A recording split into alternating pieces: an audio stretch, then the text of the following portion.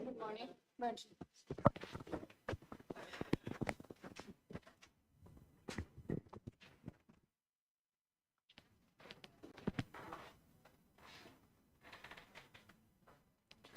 सो good morning everyone. कैसे हैं आप सभी? बहुत अच्छे, वेरी गुड। रिवीजन किया कल की क्लास का? किया? Very good. ऑनलाइन में भी सभी को good morning. Dheeraj, Mukesh, Arun, Sameer, good morning to all. Online वाले कैसे हैं? ऑनलाइन वाले भी बताएं कैसे हैं आप सभी।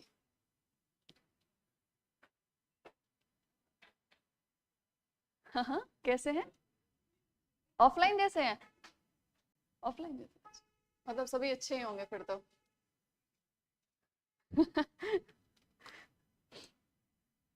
तो देखो, आज भारत आजाद होने वाला है, तो आज बहुत हाँ खुशी का दिन है वैसे तो, कि आज भारत आजाद होने वाला है, लेकिन साथ ही साथ एक थोड़ी तकलीफ भी होगी।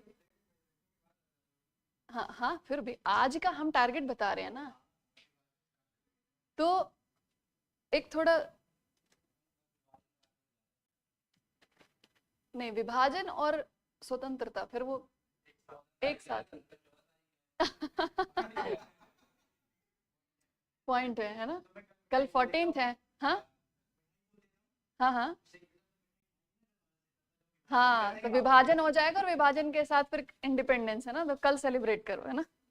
अच्छी बात है वैसे ये भी। मैं भी बहुत अच्छी हूँ, थैंक यू सो मच पूछने के लिए।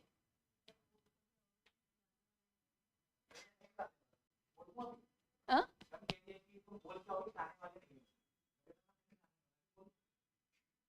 आजाद हो जाने दो। हाँ, चलिए। तो आई होप, देखिए हमारी modern Indian history is going to complete, और आई होप आपको सारे टॉपिक्स अच्छे से समझ में आए होंगे। समझ आए? पक्की बात है। और पीटी और मेंस के अकॉर्डिंग आप प्रैक्टिस करते रहना, जो भी आपने नोट्स बनाया है उससे हेल्प लेना, उसको रिवाइज करते रहना, और जितना ज़्यादा हो सके प्रैक्टिस करो पीवाईक्यूज की। कॉन्फिडेंस आएगा, ज़रूर आएगा। और अभी 2-3 दिन है हमारे पास, फ्राइडे तक क्लास है, तो अगर कहीं पे भी कोई डाउट होता है, मेंस के क्वेश्चन समझने में अगर आपको कोई दिक्कत आती है तो आप पूछ सकते हो, लेकिन उसके लिए आपको क्वेश्चंस देखने पड़ेंगे, पढ़ने पड़ेंगे। देखने का मतलब बिल्कुल भी ये ना सोचा जाए कि ऐसे करके देख लिया और हो गया, हमने बोल दिया कि हमने क्वेश्चंस देख लिए। नहीं, ऐसे नहीं, प्रॉपर उसको सॉल्व करने की आप कोशिश करिए, ठीक है।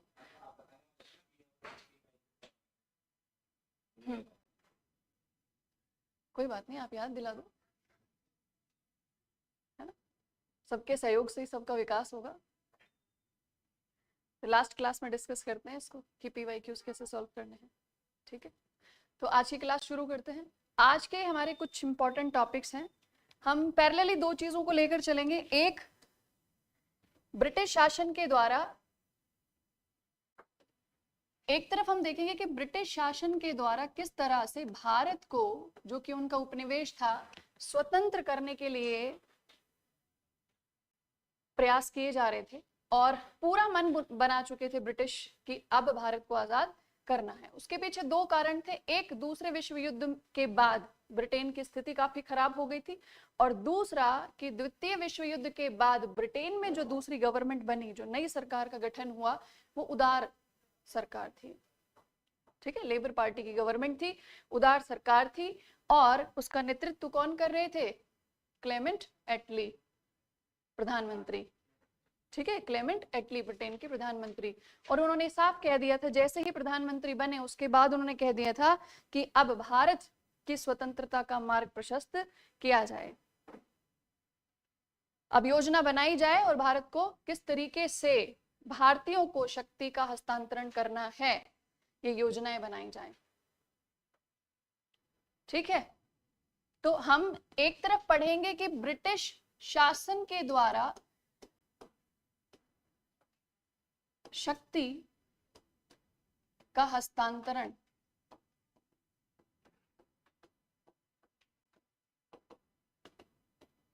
ये अपने आप में पूरी प्रक्रिया रही, तो एक तरफ हम इसे पढ़ेंगे और दूसरी तरफ हम भारतीयों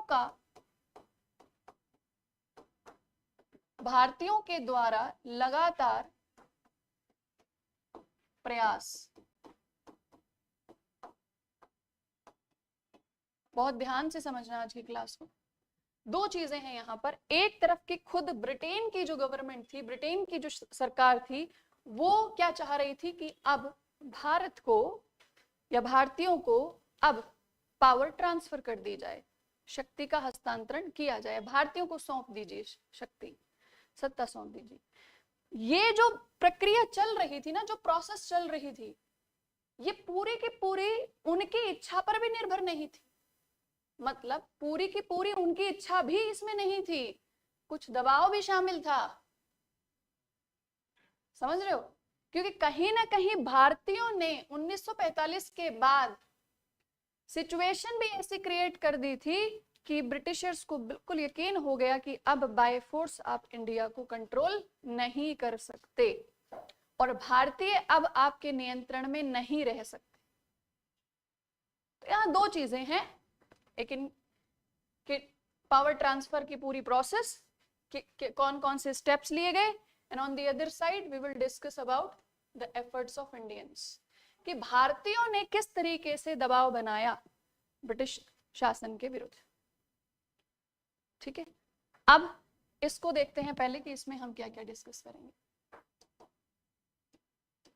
हमने देखा 1939 से 1945 तक सेकेंड वर्ल्ड वॉर हुआ, कुछ चीजें रिपीट होंगी, उसे एज ए रिवीजन लेना। तो 1939 से 1945 तक सेकेंड वर्ल्ड वॉर हुआ। इस सेकेंड वर्ल्ड वॉर का जो रीजन था, जो मेजर रीजन था, इसका मुख्य कारण था, वो था कंपटीशन। क्या था वो? कंपटीशन। कैसा कंपटीशन? अपना वर्चस्व स्थापित करने का, अपना गौरव, अपनी प्रतिष्ठा को पूरे विश्व में स्थापित करने का ये एक कंपटीशन था, प्रतिस्पर्धा थी। कोई भी देश हो, चाहे हम 1939 की बात कर लें या आज की बात कर लें 2024 की, कोई भी देश हो, कोई भी समय हो, जब भी कोई देश वैश्विक स्तर पर अपना वर्चस्व स्थापित करना चाहता है, तो वैश्विक स्तर पर वर्चस्व कब स्थापित होता है? जब तीन चीजें सबसे ज्यादा आपकी प्रभावशाली हो जाएं पूरे विश्व के स्तर पर। पहली आपकी इकोनॉमी, कि आपकी अर्थव्यवस्था, आपकी आर्थिक स्थिति पूरे विश्व में सबसे स्ट्रांग हो जाए, और इतनी स्ट्रांग हो जाए कि पूरे विश्व का जो व्यापार है वो आपके नियंत्रण में हो, आप उसके नियंत्रण में नहीं। दूसरा, कि आपकी जो पॉलिटिकल जो पावर है वो इतनी स्ट्रांग होनी चाहिए कि आप अन्य देशों के लिए अगर कुछ भी आप कहते हो तो आपकी बात को बहुत ज्यादा वैल्यू दी जाए, एक दबदबा बने। तीसरा, आपका कल्चरल प्रेजेंस, कि आपके जो संस्कृति है उसका वर्चस्व हो पूरे विश्व में, उसकी सुपीरियरिटी बने। तो अर्थव्यवस्था, राजनीतिक शक्ति और संस्कृति। ठीक है, अब राजनीतिक स्थिति को मजबूत करने में क्या सहायक होता है बताइए? सेना। राजनीति को मजबूत करने के लिए सैन्य शक्ति चाहिए, और सेना और राजनीति दोनों को मजबूत करने के लिए अर्थव्यवस्था चाहिए। तो सबसे पहला क्या हो जाएगा? अर्थव्यवस्था, दूसरा राजनीति, और तीसरा फिर आपकी संस्कृति। ये हमेशा मान के चलिएगा, विश्व में जब भी आपको लगे कि अब हमारे कल्चर को लोग अडॉप्ट करने लगे हैं वैश्विक स्तर पर, तो मान के चलिएगा कि अब आपकी वैश्विक स्तर पर पहचान बहुत ज्यादा बड़ी बनती जा रही है, क्योंकि अपनाया उसी को जाता है जिसके अंदर कुछ सुपीरियोरिटी नजर आए। समझ में आ रही बात? तो ये जो वर्चस्व की लड़ाई थी यूरोप में शुरू हुई, और इस वर्चस्व की लड़ाई की वजह से ही, वर्चस्व की प्रतिस्पर्धा और इस वर्चस्व को स्थापित करने के लिए ही पूरे विश्व स्तर पर 2 बार युद्ध हुए, प्रथम विश्व युद्ध और द्वितीय विश्व युद्ध। दूसरा विश्व युद्ध 1939 से 1945। अब दूसरा विश्व युद्ध जब हुआ, इस समय तक आते आते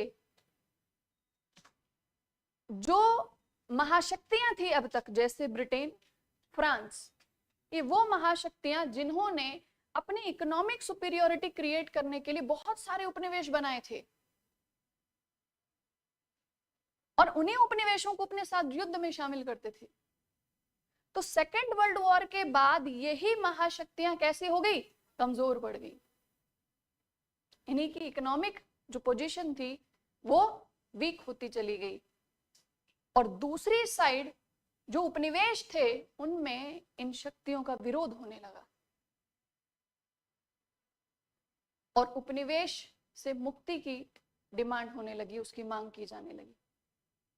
तो 1935 से लेके 45 तक का जो समय है ना, पूरे वैश्विक स्तर पर बदलाव का समय माना जाता है। 1945 के बाद पूरे वैश्विक स्तर पर साम्राज्यवाद की आलोचना की जाने लगी। कल पॉइंट लिखा था आपने, क्या कहा गया कि ये जो इंपीरियलिज्म की का जो कंपटीशन है, साम्राज्यवाद की जो प्रतिस्पर्धा है, कहीं ना कहीं यही सबसे बड़ा कारण है बार बार विश्व युद्ध कराने। पूरे विश्व को युद्ध में शामिल कर लिया जाए ये सही नहीं है।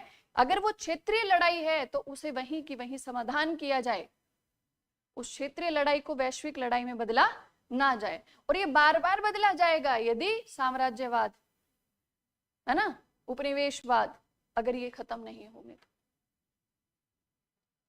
तो आलोचना की जाने लगी किसकी?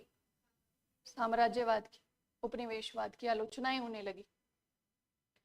और उपनिवेश की आलोचना के साथ साथ, उपनिवेशवाद की आलोचना के साथ पूरे वैश्विक स्तर पर जो नुकसान हो चुका, कैसा नुकसान?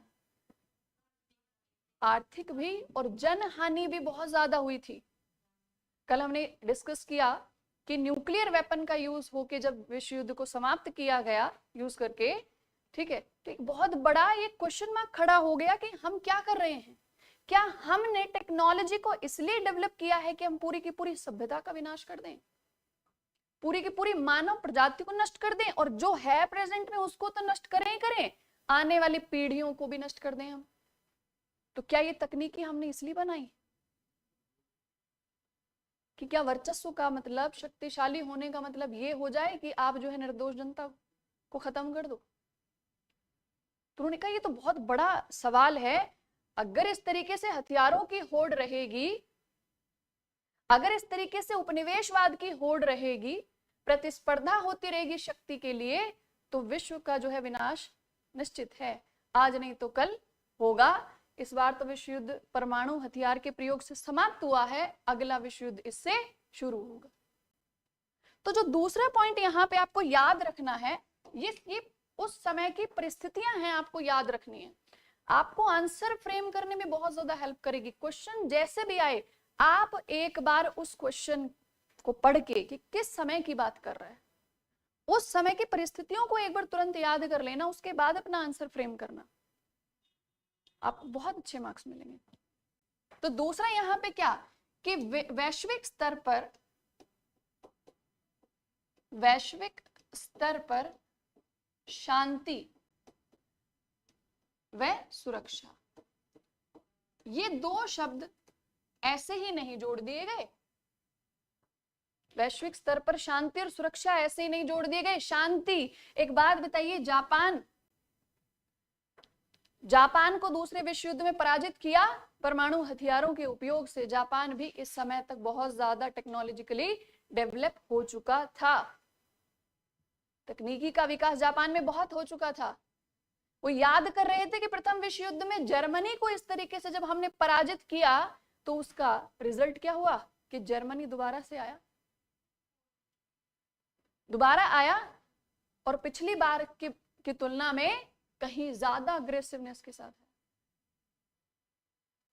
तो उन्होंने कहा कहीं ऐसा ना हो कि इस बार जो जापान के साथ हुआ है, जापान इससे क्या किस तरीके से ले ले कि ये मेरी जनता के साथ गलत हुआ, तो आज तो हार गया, कहीं ऐसा ना हो ये रिवाइव करे और ये आए अपनी हार का बदला लेने के लिए। और इस बार अगर ये आया तो ये न्यूक्लियर वेपन से युद्ध शुरू करेगा।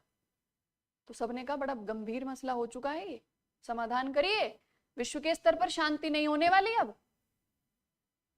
अब शांति नहीं रह पाएगी। उन्होंने कहा अब शांति बनानी पड़ेगी, क्या किया जाए? तो यूएनओ का फॉर्मेशन कर दिया। कितने मेंबर्स हैं अभी संयुक्त राष्ट्र संगठन में?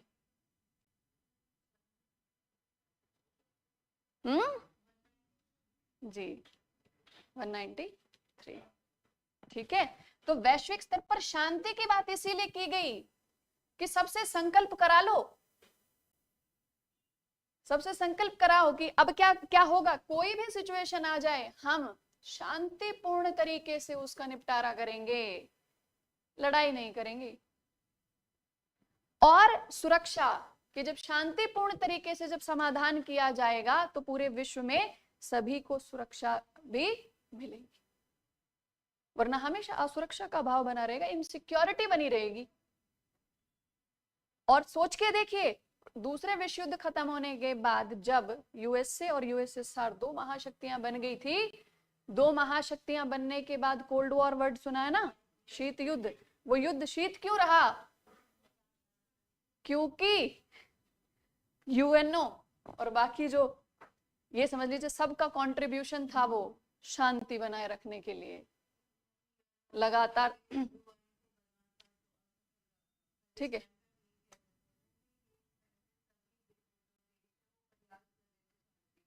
सभी देश धीरे धीरे बेटा यूएनओ के मेंबर बन गए थे। यूएनओ से पहले भी एक बार प्रयास किया गया था, सेकेंड वर्ल्ड वॉर से पहले।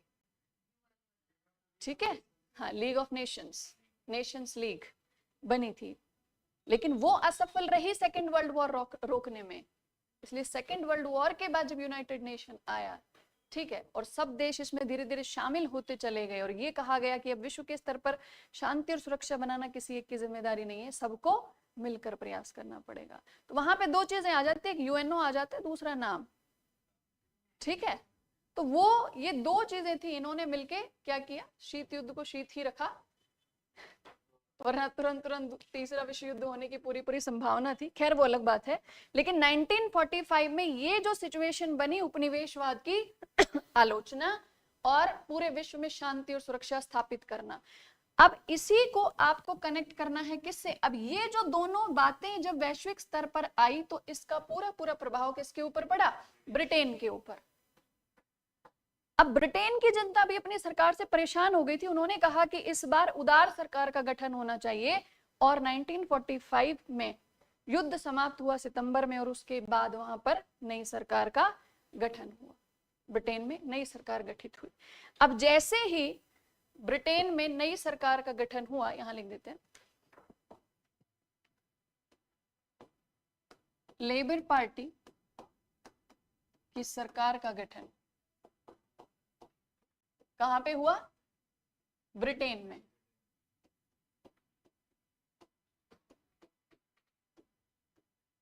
और वहां के प्रधानमंत्री बने क्लेमेंट एटली।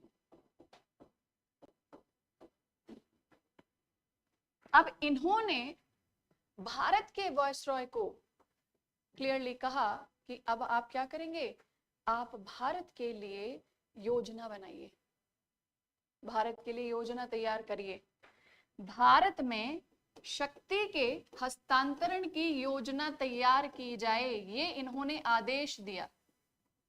हस्तांतरण की योजना। हस्तांतरण मतलब अब ब्रिटिश शासन से ये शक्ति किसको ट्रांसफर की जाएगी? भारतीयों को। 1858 याद आ रहा है, जब ब्रिटिश कंपनी से पावर ट्रांसफर होके किसके पास आई थी? ब्रिटिश ताज के पास आई थी। और अब एक बार फिर से पावर ट्रांसफर हो रही है ब्रिटिश ताज से किसके पास? भारतीयों के पास आ रही। क्लियर? अब जैसे ही ये हुआ 1945 में, तो इनके आदेश पर भारत में ये विचार किया गया कि जब पिछली बार जब प्रांतीय चुनाव हुए थे 37 में, 2 वर्ष सरकारों ने काम किया और उसके बाद क्या हुआ? युद्ध शुरू हो गया और सब त्याग पत्र दे दिए। तो भारत में शक्ति तो हस्तांतरित तब हो जब जनरल इलेक्शन कराए जाएं। तो इन्होंने कहा कि काम करिए, सबसे पहला स्टेप क्या लीजिए? भारत में इलेक्शंस करवाइए। तो भारत में चुनाव कराइए। तो भारत में जनरल इलेक्शंस हुए दिसंबर 1945 से जनवरी 1946 के बीच भारत के अंदर इलेक्शंस हुए। तो लिखो भारत में इसका पहला स्टेप क्या हो जाएगा? पहला स्टेप, अब देखो पावर ट्रांसफर हो रही है, पावर ट्रांसफर का सबसे पहला स्टेप क्या लिया गया? इलेक्शन, जनरल इलेक्शन, सामान्य चुनाव, चुनाव कराए जाने लगे भारत में। और ये चुनाव हुए दिसंबर 1945 से जनवरी 1946।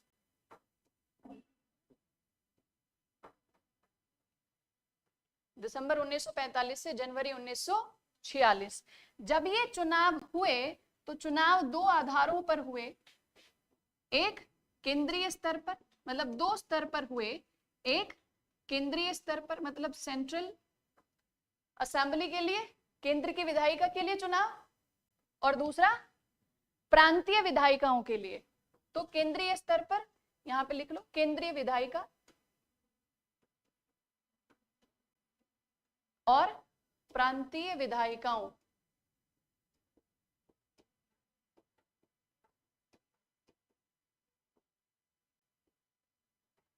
अब एक बात ध्यान से सुनना,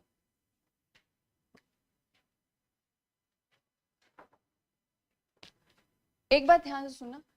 ये जो इलेक्शन हुए थे यहाँ पर दिसंबर 1945 और जनवरी 1946 के बीच में जो चुनाव हुए थे, इस चुनाव के लिए हो सकता है पीटी में कभी ये स्टेटमेंट आ जाए कि ये चुनाव कौन से अधिनियम के आधार पर कराए गए?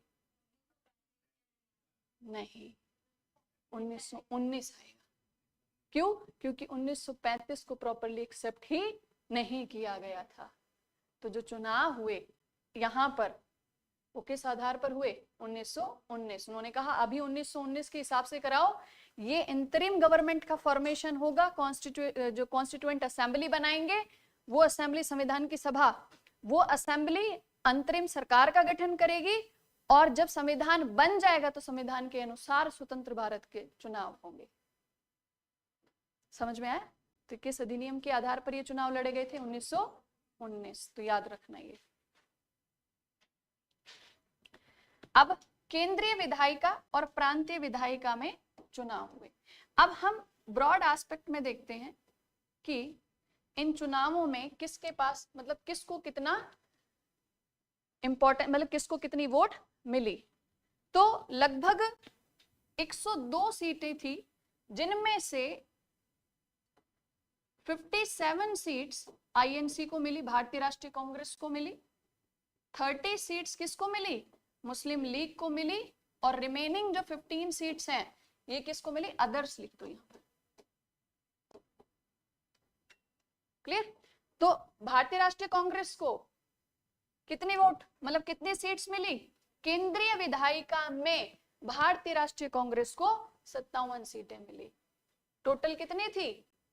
102। इसका मतलब मेजॉरिटी सीट्स किसके पास थी? भारतीय राष्ट्रीय कांग्रेस के पास। मुस्लिम लीग के पास कितनी सीटें थी? 30 सीटें थी, और बाकी 15 अदर्स। अब जैसे ही आप ये डिवीजन देखते हो, क्लियर समझ में आ जाता है कि केंद्रीय विधायिका पूरे केंद्र के स्तर पर जो कानून बनाए जाएंगे बहुमत के आधार पर बनेंगे। तो उसमें किसका स्तर सबसे आगे रहेगा? आईएनसी का। अभी बड़ा गंभीर हो गया है विषय ये तो, कि अब तो आईएनसी के पास, भारतीय राष्ट्रीय कांग्रेस के पास पावर बहुत ज्यादा हो जाएगी। इससे तो मुस्लिम लीग इस बात से नाराज होने लगी। वहीं पर प्रांतीय विधायिकाओं में भी चुनाव हुए।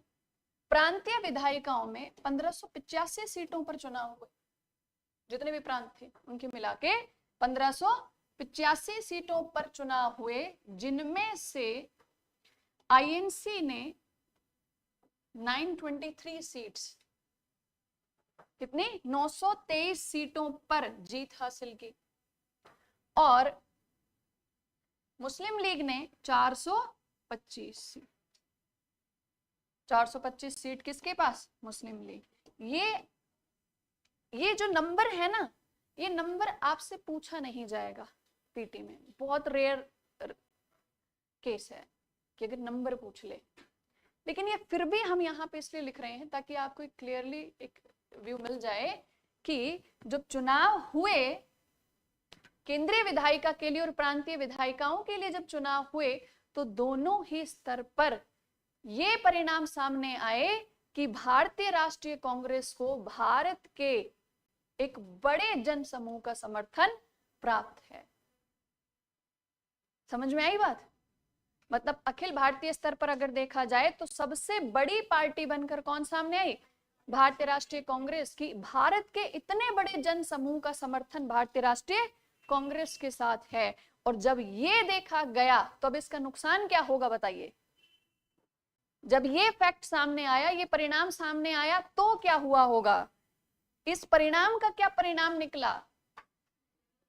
इस परिणाम का ये परिणाम निकला कि मुस्लिम लीग को ये समझ में आ गया कि बहुमत किसको मिल रहा है?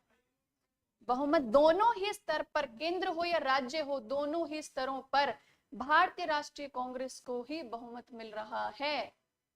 ऐसे में चाहे केंद्रीय स्तर पर कानून का निर्माण करना हो या प्रांतीय स्तर पर कानूनों का निर्माण होना हो, भारतीय राष्ट्रीय कांग्रेस ही कानून में भागीदारी लेगी। ज्यादातर अधिकांश उन्हीं का मत रखा जाएगा।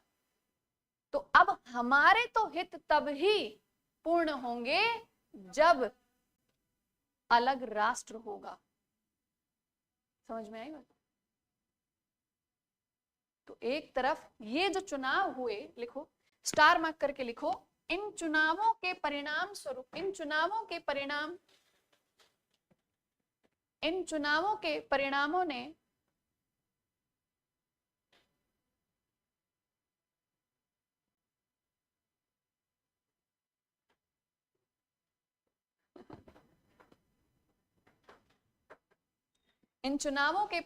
ने यह स्पष्ट कर दिया कि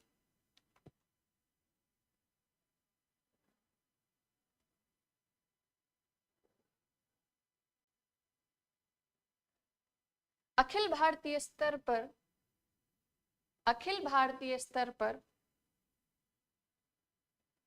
भारतीय राष्ट्रीय कांग्रेस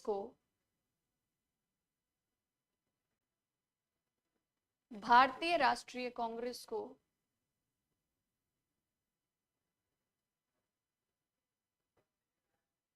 बड़े स्तर पर जन समर्थन प्राप्त है।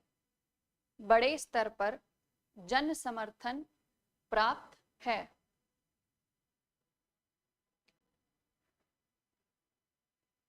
नेक्स्ट पॉइंट लिखो, एक बात और स्पष्ट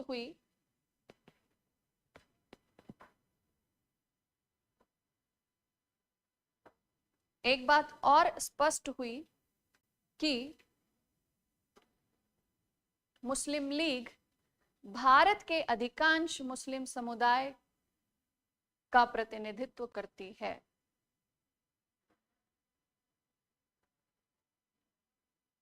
मुस्लिम लीग भारत के अधिकांश मुस्लिम समुदाय का प्रतिनिधित्व करती है।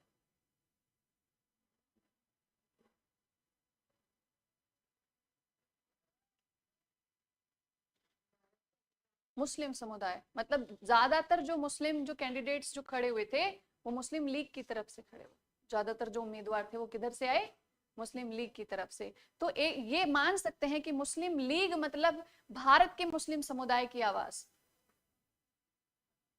ये लगने लगा था कि जो मुस्लिम लीग है वो क्या है, ये भारत के मुस्लिम समुदाय की आवाज है। ऐसा लगने लगा था कि जो मेजॉरिटी जो मुस्लिम्स हैं वो किधर से आए, मुस्लिम लीग से आए। ये दो चीजें क्लियर हुई। तो इस तरीके से चुनाव हुए, जनवरी तक ये चुनाव हो गए। फिर ये कहा गया कि अब क्या किया जाए, अब भारत में किस तरीके से संविधान का निर्माण होगा। संविधान का निर्माण करने वाली एक संविधान सभा का गठन किया जाएगा और वॉयसरॉय की कार्यकारी परिषद का भी गठन किया जाएगा। ये 3 उद्देश्य बताइए किसके उद्देश्य थे, कैबिनेट मिशन के उद्देश्य थे। और कब आया था कैबिनेट मिशन, फरवरी 1946।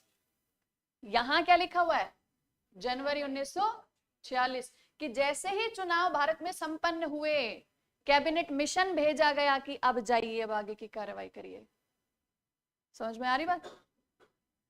तो जैसे ही भारत में आम चुनाव हुए, आम चुनाव होने के बाद वहां से ब्रिटेन की तरफ से कैबिनेट मिशन भेजा गया। और कितने मेंबर्स थे उसमें, 3 मेंबर्स थे। कल ही पढ़ाया था। हाँ तो आप जवाब दीजिए, चलो नाम बता दो। अब सहयोग से आंसर आएगा, मुझे पता है। हाँ, Pethick Lawrence, A V Alexander, Stafford Cripps. Very good, तीनों नाम याद है इनको, शाबाश। अब इसके बाद ये था पहला स्टेप। दूसरा स्टेप लिखो,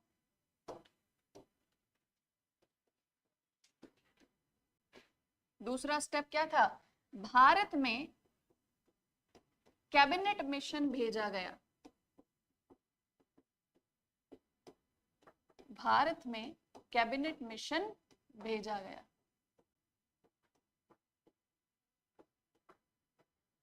और कैबिनेट मिशन भारत में कब आया, कब भेजा गया, फरवरी 1946 में कैबिनेट मिशन भारत में भेजा गया। अब ये जो मिशन था कैबिनेट मिशन, मतलब ब्रिटेन की जो संसद है, मतलब थी, उस संसद के 3 कैबिनेट स्तर के मंत्री, मतलब कैबिनेट स्तर के लोग। ठीक है, कौन कौन थे इसमें, कौन कौन थे?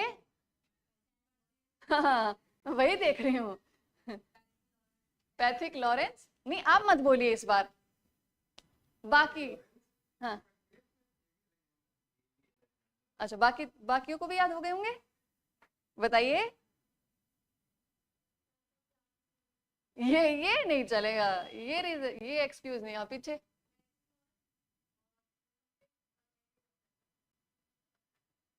हाँ याद कर लो, बाकी लोग तब तक कॉपी में है ना। आप बताएं पूरे। हाँ, स्टेफर्ड क्रिप्स, ठीक है।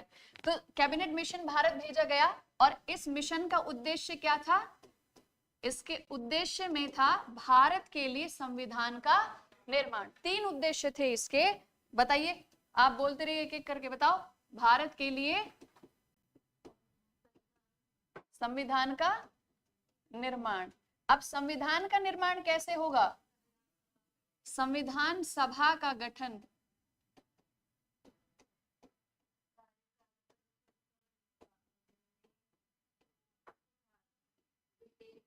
और कौन सी परिषद थी ये, वॉयसरॉय की, वॉयसरॉय की कार्यकारी परिषद।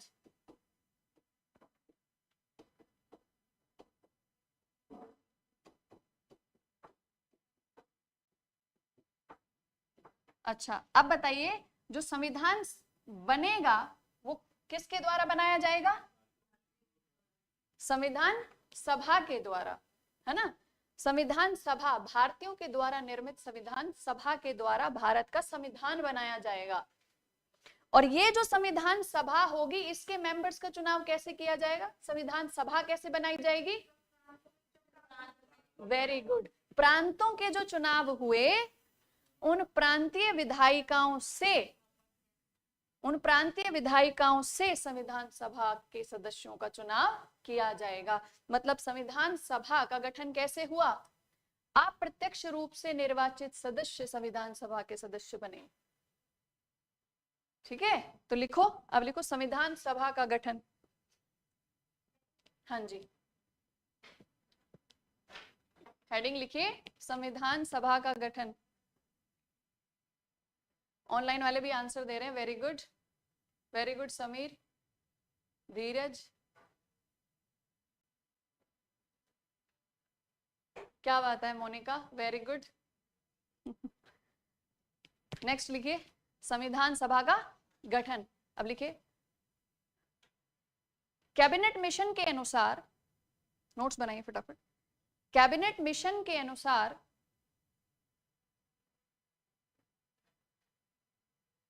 भारत के लिए संविधान का निर्माण, भारत के लिए संविधान का निर्माण भारतीयों से निर्मित एक संविधान सभा के द्वारा किया जाएगा। भारतीयों से निर्मित संविधान सभा के द्वारा किया जाएगा।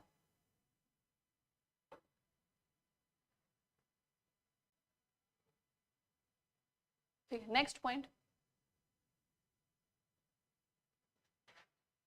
संविधान सभा के सदस्यों को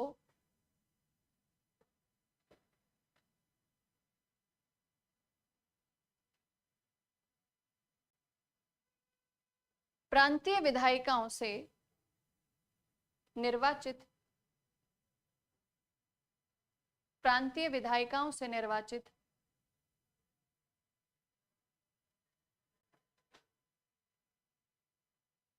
सदस्यों के द्वारा गठित किया जाएगा।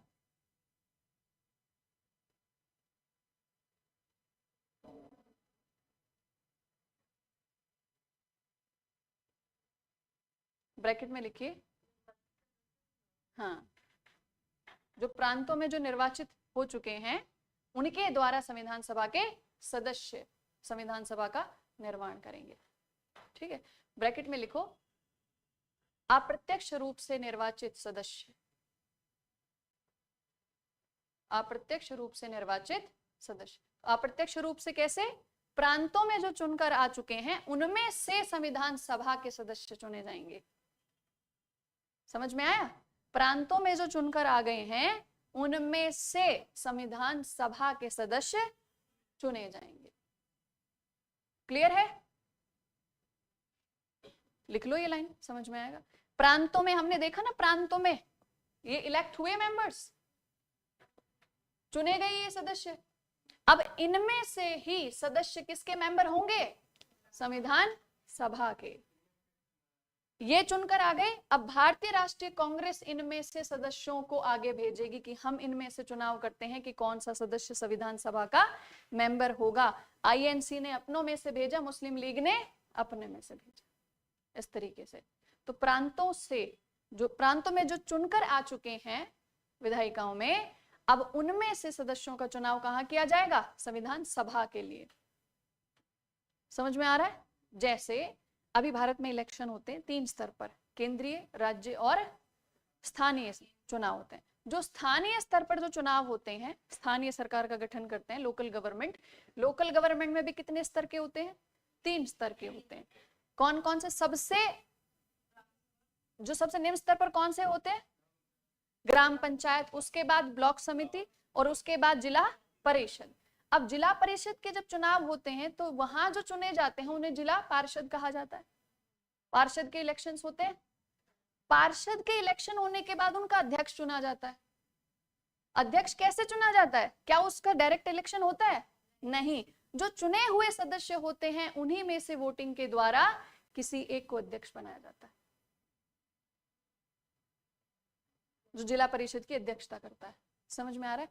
वैसे ही यहां पर प्रांतों में जो चुने गए हैं उन्हीं में से चुनकर भेजा जाएगा कहां पर? संविधान की सभा के लिए। क्योंकि उनकी जिम्मेदारियां बहुत बड़ी होंगी। वो प्रांतों में सरकार का संचालन करने के साथ साथ उनकी एक और भूमिका होगी, उन्हें संविधान का निर्माण कराना होगा। ठीक है, तो अपने अपने फील्ड में, अपने अपने क्षेत्र में जो योग्यता रखते होंगे, कुछ मतलब उनके पास अलग कौशल होगा, अच्छी आइडेंटिटी उनकी हो, बहुत अच्छा योगदान दे रहे हों, अपने अपने क्षेत्र में बहुत बड़ी भूमिका निभा चुके हों, उनको संविधान सभा में चुना गया। क्लियर है? अभी समझ में आया आपको? ऑनलाइन में सभी को समझ आ रहा है? अगर नहीं आए तो पूछ लेना। अधिकांश वकील थे। ठीक है, वैसे ऐसा कुछ मतलब कहा नहीं गया, वो इसीलिए कहा गया है कि मतलब उस समय अधिकांश, आप कहीं पर भी देखोगे भारतीय राष्ट्रीय कांग्रेस के अधिकांश जो सदस्य थे वो भी कौन थे? अधिकांश वकील थे। प्रांत में अधिकांश जो सदस्य थे वो कौन थे? आईएनसी से ही थे। तो अधिकांश जो सदस्य संविधान सभा में जाएंगे वो भी वहीं से जाएंगे, इसलिए ये तो अपने अपने हिसाब से कह दिया गया। हाँ, तो नेक्स्ट अब लिखो, ये 3 क्लियर हुआ। कैबिनेट, क्या बात है, क्वेश्चंस देख रहे हैं आप? देखो, अपने योगदान की थोड़ी सराहना करनी चाहिए, अच्छी बात है ये। ठीक है, तो ये हुआ कैबिनेट मिशन के उद्देश्य। तो जनवरी में आम चुनाव हुए भारत में, उसके बाद फरवरी में भारत में कैबिनेट मिशन भेजा गया, उसको साफ निर्देश दिए गए कि आपको क्या करना है, वहां जाके संविधान सभा का गठन करवाना है और संविधान का निर्माण कराना है, और साथ में वायसरॉय की जो कार्यकारी परिषद है उसका गठन करवाना है। तो अभी आपने संविधान सभा के लिए क्या क्या लिखा? शर्तें लिखी है अभी, है ना? अब संविधान सभा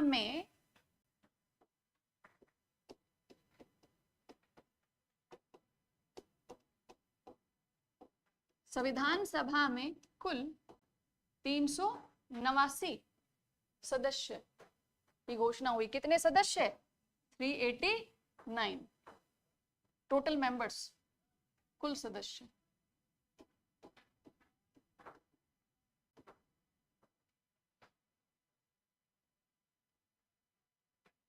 अब इन कुल सदस्यों में से ये कहा गया कि 296 members will be taken from British India. मतलब 296 सदस्य कहां से आएंगे? ब्रिटिश इंडिया से, मतलब प्रांतों से। और 93 फ्रॉम प्रिंसली स्टेट्स, भारतीय रियासतों से आएंगे 93 मेंबर्स, इनके द्वारा मनोनीत सदस्य। तो ये रियासतों के द्वारा मनोनीत सदस्य होंगे।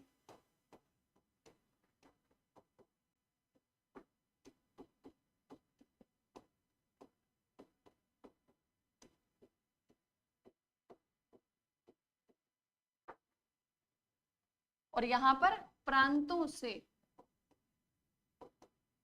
अप्रत्यक्ष रूप से निर्वाचित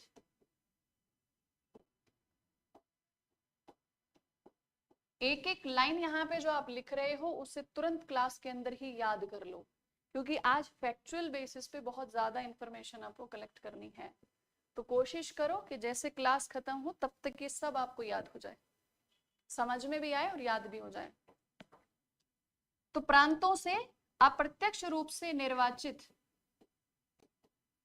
इसीलिए मैं भी डबल मेहनत कर रही हूँ, नोट्स लिखवाने के साथ साथ मैं खुद बोर्ड पे लिख रही हूँ, ताकि सुन के आप लिखो भी, और जब यहाँ बोर्ड पे मैं लिख रही हूँ तो एक विजुअल इंपैक्ट क्रिएट हो, आप उसको याद भी कर लो, साथ साथ में आपको हेल्प मिले।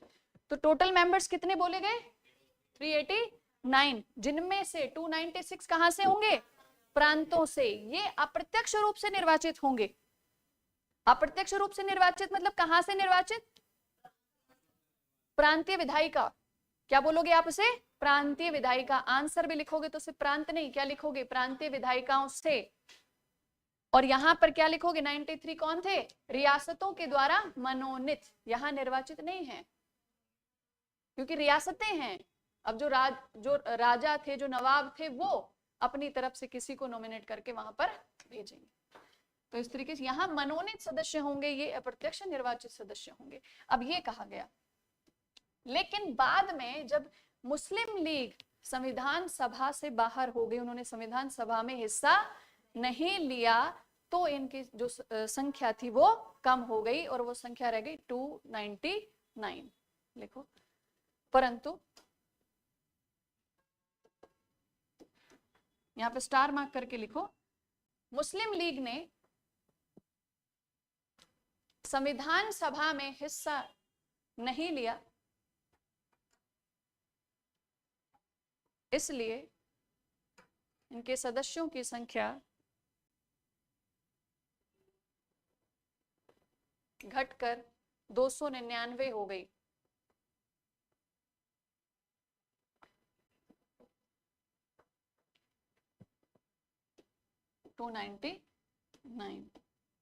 जिनमें से 229 229 ये कहां से आए?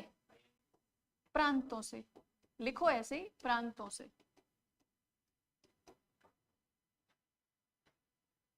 और 70 रियासतों से।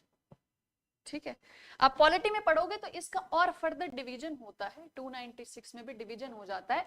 ये जो 296 है इसको 292 प्लस 4 कहा जाता है। 292 प्लस 4 कहा जाता है। कुछ जो कमिश्नर्स के अधीन जो थे एरियाज, कुछ क्षेत्र कैसे थे? कमिश्नर्स के अंडर में थे, तो 4 वहां से और 292 प्रांतों से। ठीक है, तो इसीलिए इसको कहा जाता है कि ये इस तरीके से आप लिख सकते हो। यहाँ पे आप 296 जब लिखो तो आप ब्रिटिश भारत लिख देना। ठीक, इसका भी डिवीजन होता है ऐसे। आप जब पॉलिटी पढ़ोगे तो और इसको डिटेल में पढ़ोगे, तो यहाँ पे ऐसे डिवीजन करके लिखवा देंगे। अभी ऐसे ही लिख लिया आपने तो ये हो गए 229 और 70, 299। मतलब ये हो गई आपके संविधान सभा। और फिर संविधान सभा ने अगला स्टेप क्या लिया? अब सत्ता का हस्तांतरण हो रहा है ना, तो कौन कौन से काम हो चुके? आम चुनाव हो चुके। आम चुनाव के बाद प्रांतों में सरकारें जब गठित हो गई तो संविधान सभा का निर्माण हो गया, है ना? संविधान सभा का निर्माण हुआ। ये संविधान सभा अगस्त 1946 में गठित हुई। लिखो, अगस्त 1946। और इसकी पहली मीटिंग कहां पर हुई? कब हुई? दिसंबर में। लिखो, एक लाइन लिख लो, संविधान सभा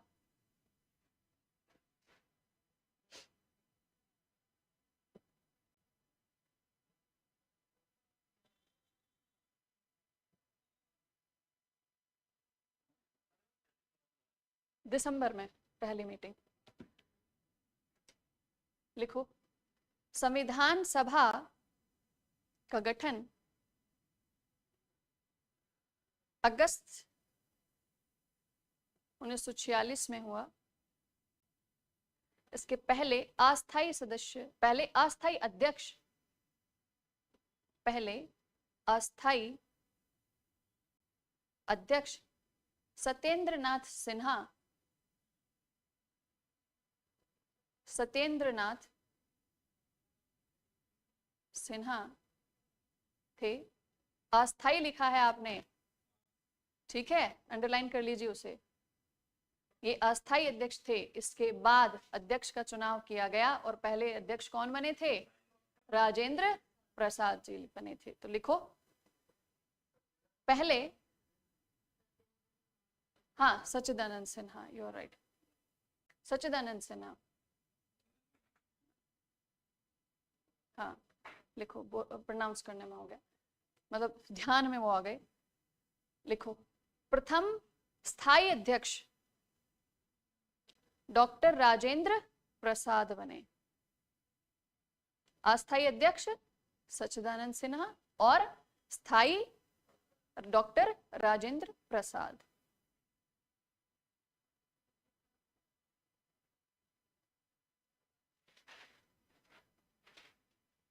क्लियर? अब ये तो हो गई संविधान सभा। अब इस संविधान सभा के गठित होते ही इन्होंने सबसे पहला काम किया, भारत में अंतरिम सरकार का गठन किया। तो लिखो, अब अगला स्टेप क्या था इसमें, सत्ता के हस्तांतरण में? हाँ जी, दिसंबर, दिसंबर में कहा जाता है। हाँ, यही इसी के आसपास, लेकिन है दिसंबर। दिसंबर 1946 में पहली इसकी मीटिंग हुई। ठीक है, आगे लिखिए, हेडिंग बनाइए, अंतरिम सरकार का गठन।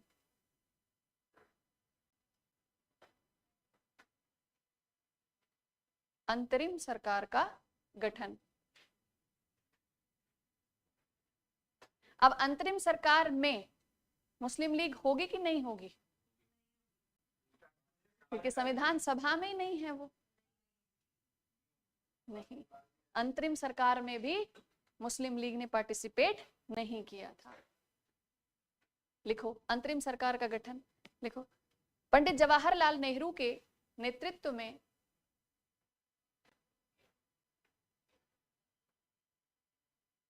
पंडित जवाहरलाल नेहरू के नेतृत्व में अंतरिम सरकार का गठन किया गया।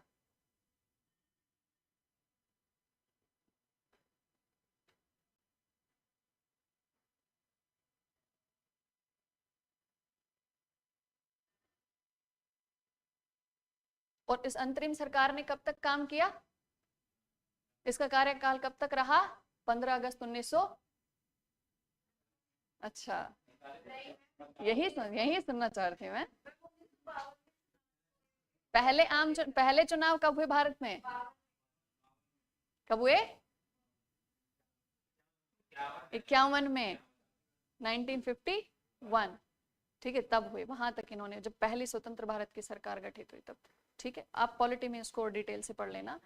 तो यहाँ पे वो अंतरिम सरकार का गठन।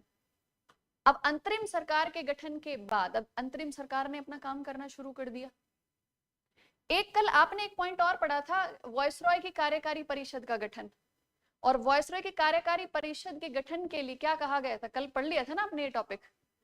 हाँ, तो उसमें कितने सदस्य थे? 14 सदस्य थे।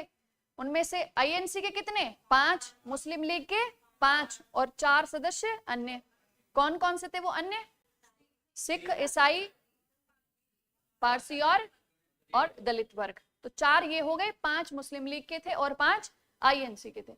आईएनसी की तरफ से एक मुस्लिम कैंडिडेट का नाम भेजा गया था। क्या नाम था? जाकिर हुसैन। और इसी वजह से मुस्लिम लीग इससे नाराज हो गई थी। उन्होंने कहा था कि मुस्लिम कैंडिडेट सिर्फ और सिर्फ मुस्लिम लीग से आना चाहिए, आईएनसी से नहीं।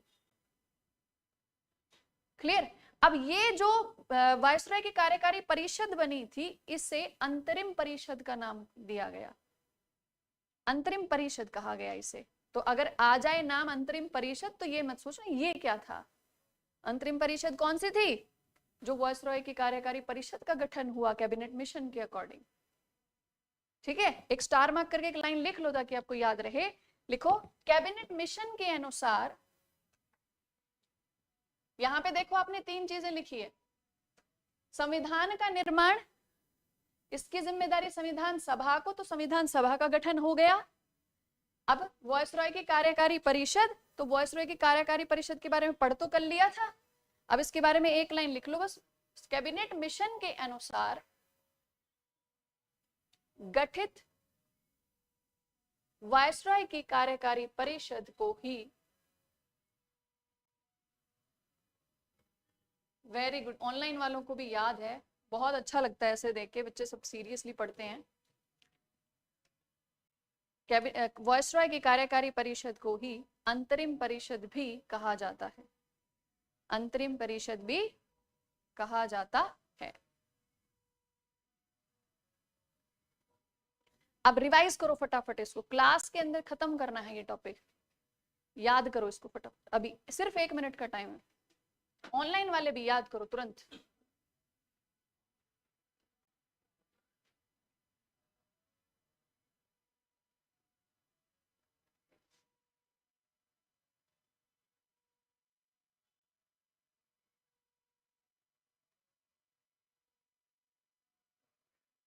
हाँ पूछो।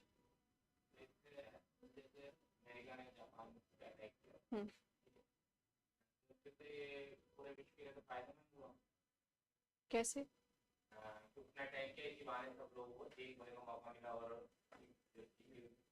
देखो बिल्कुल, अगर हम नेगेटिव्स देखते हैं तो इसका एक पॉजिटिव ये भी रहा कि विश्व युद्ध खत्म होने के बाद और जिस हालात में विश्व युद्ध खत्म हुआ था, तो एक सीख मिली सबको। एक सीख मिली ये देखकर कि हम युद्ध करते करते, प्रतिस्पर्धा करते करते किस स्तर पर आ चुके हैं। हम मानव सभ्यता का ही नाश करते जा रहे हैं। हमने ऐसे हथियार बना लिए, आने वाली पीढ़ियां तक इससे प्रभावित रहेंगी। तो इसने इस मतलब इस परमाणु हथियारों के प्रयोग ने पूरे विश्व को सोचने पर मजबूर कर दिया और वो कदम उठाने पर मजबूर कर दिया जिनकी वजह से हम कह सकते हैं कि आगे वैश्विक स्तर पर शांति और सुरक्षा बनाई रखी गई। काफी हद तक प्रयास किए और आपस में लड़ते रहते। तो ये एक इसका सकारात्मक भी प्रभाव है पूरे वैश्विक स्तर पर। बिल्कुल वेरी गुड, आपने बहुत अच्छा एनालिसिस किया, एक बार क्लैप हो जाए इनके लिए। Very good, seriously proud of you. तो आप ऐसे आप अपने आप को मल्टी डायमेंशनल मतलब अप्रोच में लेकर जाएंगे ना, आपको बहुत हेल्प मिलेगी। आपको मेंस के आंसर राइटिंग में, एसए राइटिंग में बहुत हेल्प मिलेगी, इंटरव्यू में भी आपको हेल्प मिलेगी। ठीक है, आते जाते आप जैसे मान लीजिए ट्रेवल करते हैं 1.5 घंटे 2 घंटे, तो जो कुछ आप पढ़ के गए उसको आप विजुलाइज करिए, उसको याद करिए, तो घर तक पहुंचते पहुंचते सब याद हो जाएगा। चलो फटाफट याद करो, बिल्कुल टाइम वेस्ट नहीं। ऑनलाइन वाले भी सभी 1 मिनट के अंदर, 1 मिनट तो हो चुका है वैसे और जैसे याद हो जाए तुरंत मुझे कमेंट करके बोलेंगे कि याद हो गया है। ऑफलाइन वाले भी आज की क्लास तुरंत याद करिए। इधर में थोड़ा यूट्यूब पे ऑनलाइन चलता है, लाइव चलता है, इसलिए मैं सोचती हूँ कि क्लास कंटिन्यू रहे, वरना मेरा पढ़ाने का तरीका यही है, पढ़ा दिया, एक टॉपिक जैसे ही थोड़ा सा कंप्लीट हुआ उसके बाद तुरंत याद करो। मुझे पूरा विश्वास रहता है कि रिवीजन थोड़ा सा मुश्किल हो जाएगा घर जाने के बाद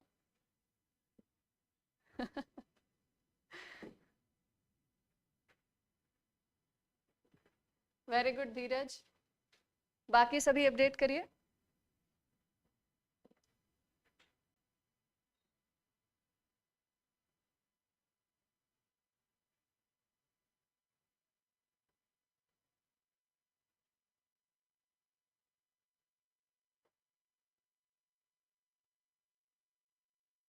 हो गया, वेरी गुड, हो गया।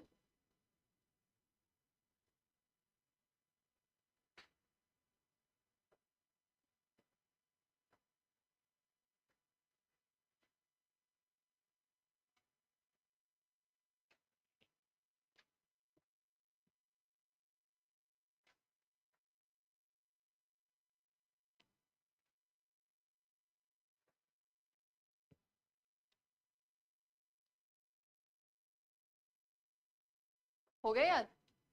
हाँ, पक्की बात है। चलिए ठीक, तो हमने यहाँ पर ये स्टेप्स पढ़े। अब जो लास्ट स्टेप है वो है माउंटबेटन प्लान। ठीक है, माउंटबेटन योजना लिखिए। हाँ,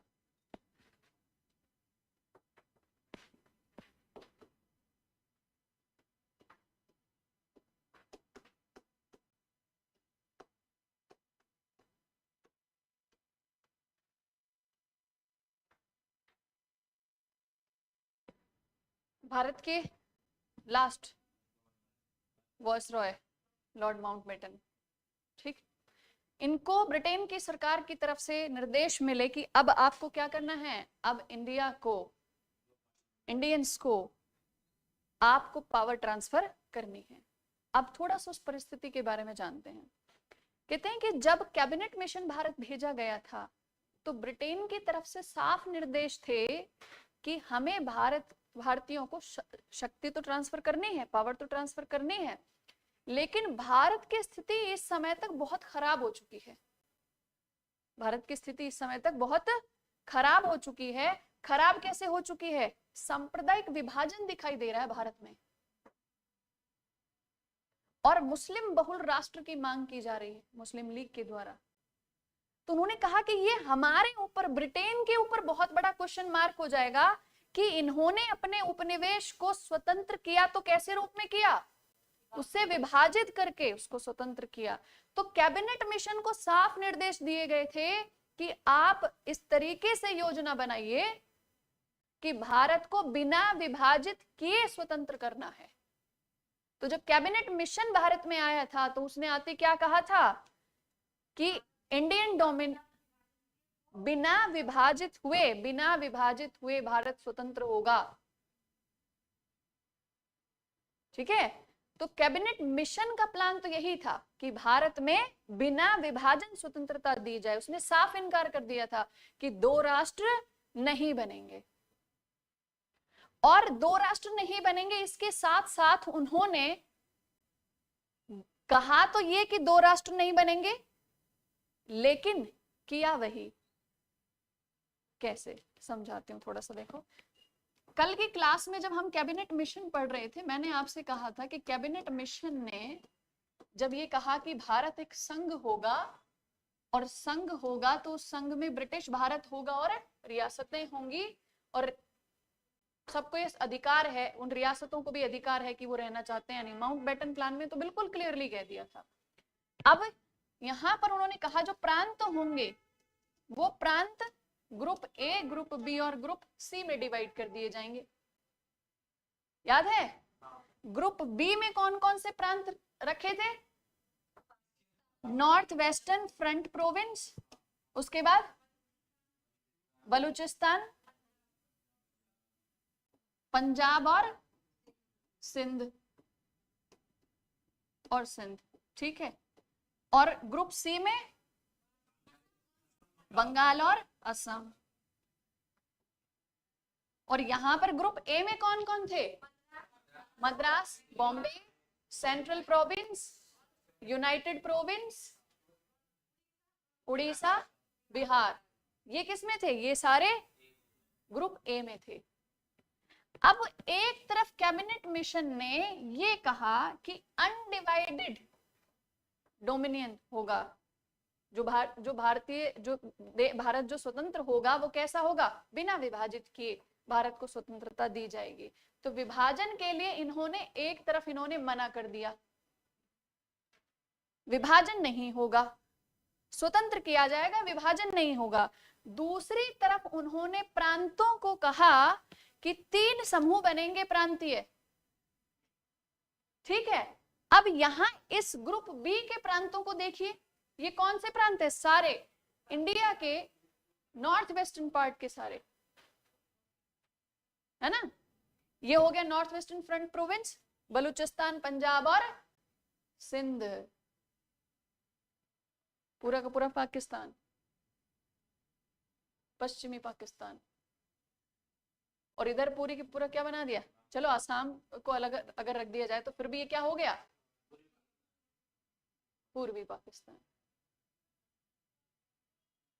ठीक है, तो उन्होंने एक तरफ कहा कि अनडिवाइडेड होगा और दूसरी तरफ उन्होंने इस तरीके के प्रांत बनाए। उसमें भी मुस्लिम लीग नाराज हो गई, उन्होंने कहा कि आपने स्पष्ट नहीं लिखा कि अलग से पृथक रूप से मुस्लिम बहुल राष्ट्र होगा। अब यहां पे एक चीज, अब आईएनसी वाले इस बात को समझ गए। उन्होंने कहा कि एक तरफ कह रहे हो विभाजन नहीं होगा, दूसरी तरफ विभाजन की पूरी तैयारी कर दी, क्योंकि अगली ही शर्त में ये कह दिया था कि इन प्रांतों को ये अधिकार होगा कि वो संविधान सभा का हिस्सा बने या अपना संविधान अलग बनाए। तो अलग संविधान बनाना मतलब अलग शासन व्यवस्था बनाना, अलग शासन व्यवस्था बनाना मतलब अलग राष्ट्र बना देना। तो इनडायरेक्टली तो वही था, इनडायरेक्टली वही था ना। लेकिन फिर भी आपको एग्जाम में क्या लिखना है कि कैबिनेट मिशन ने क्या कहा था? डिनाई किया था, इसके लिए अनडिवाइडेड कहा था, विभाजन नहीं होगा। प्रांतों के को 3 समूहों में विभाजित किया था। अब भले ही वो विभाजन धार्मिक आधार पर हो गए। अब भारतीय राष्ट्रीय कांग्रेस ने कैबिनेट मिशन का विरोध किस लिए कहा? उन्होंने कहा कि आपने धार्मिक स्तर पर भारत के प्रांतों का विभाजन क्यों किया? अगर प्रांतों को विभाजित करना था तो कोई और आधार बना लेते, क्षेत्रीय आधार बना लेते। लेकिन आपने क्या किया? आपने धार्मिक आधार बनाया और धार्मिक आधार के रूप में आपने भारत के विभाजन की तैयारी कर दी।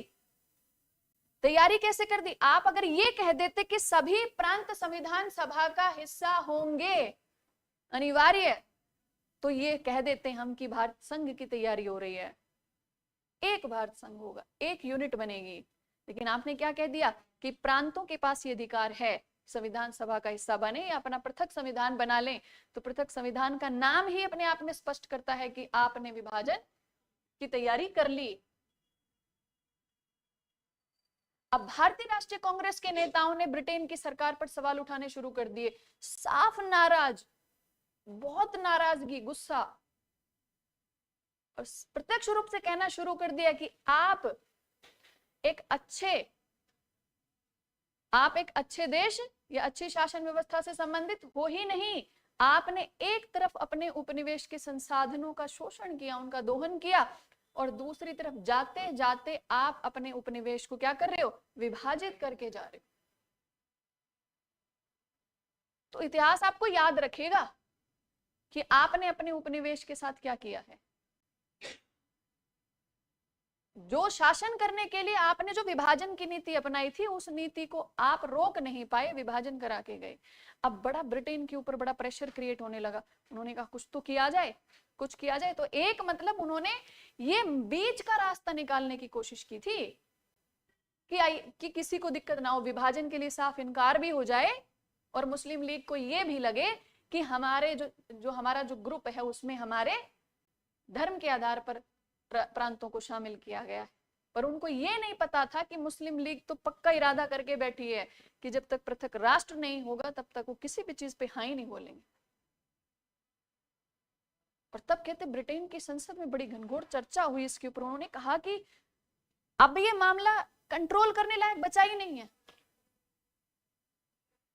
अब नियंत्रण से बाहर जा चुकी है स्थिति, क्योंकि मुस्लिम लीग अब बिना पृथक राष्ट्र के अब मानेगा नहीं। तो उन्होंने कहा कि अब एक काम करिए, माउंटबेटन जो भारत के अगले वायसराय बने अंतिम, उनसे कहा कि अब आप अपनी एक योजना बनाइए।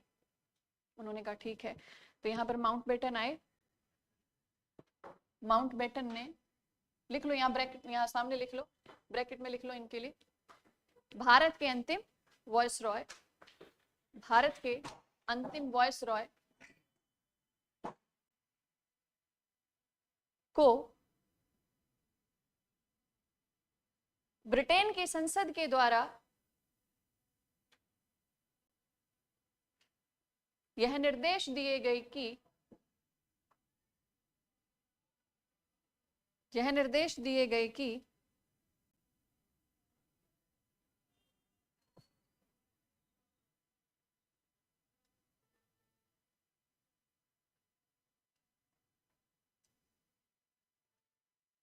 प्रभावी रूप से भारतीयों को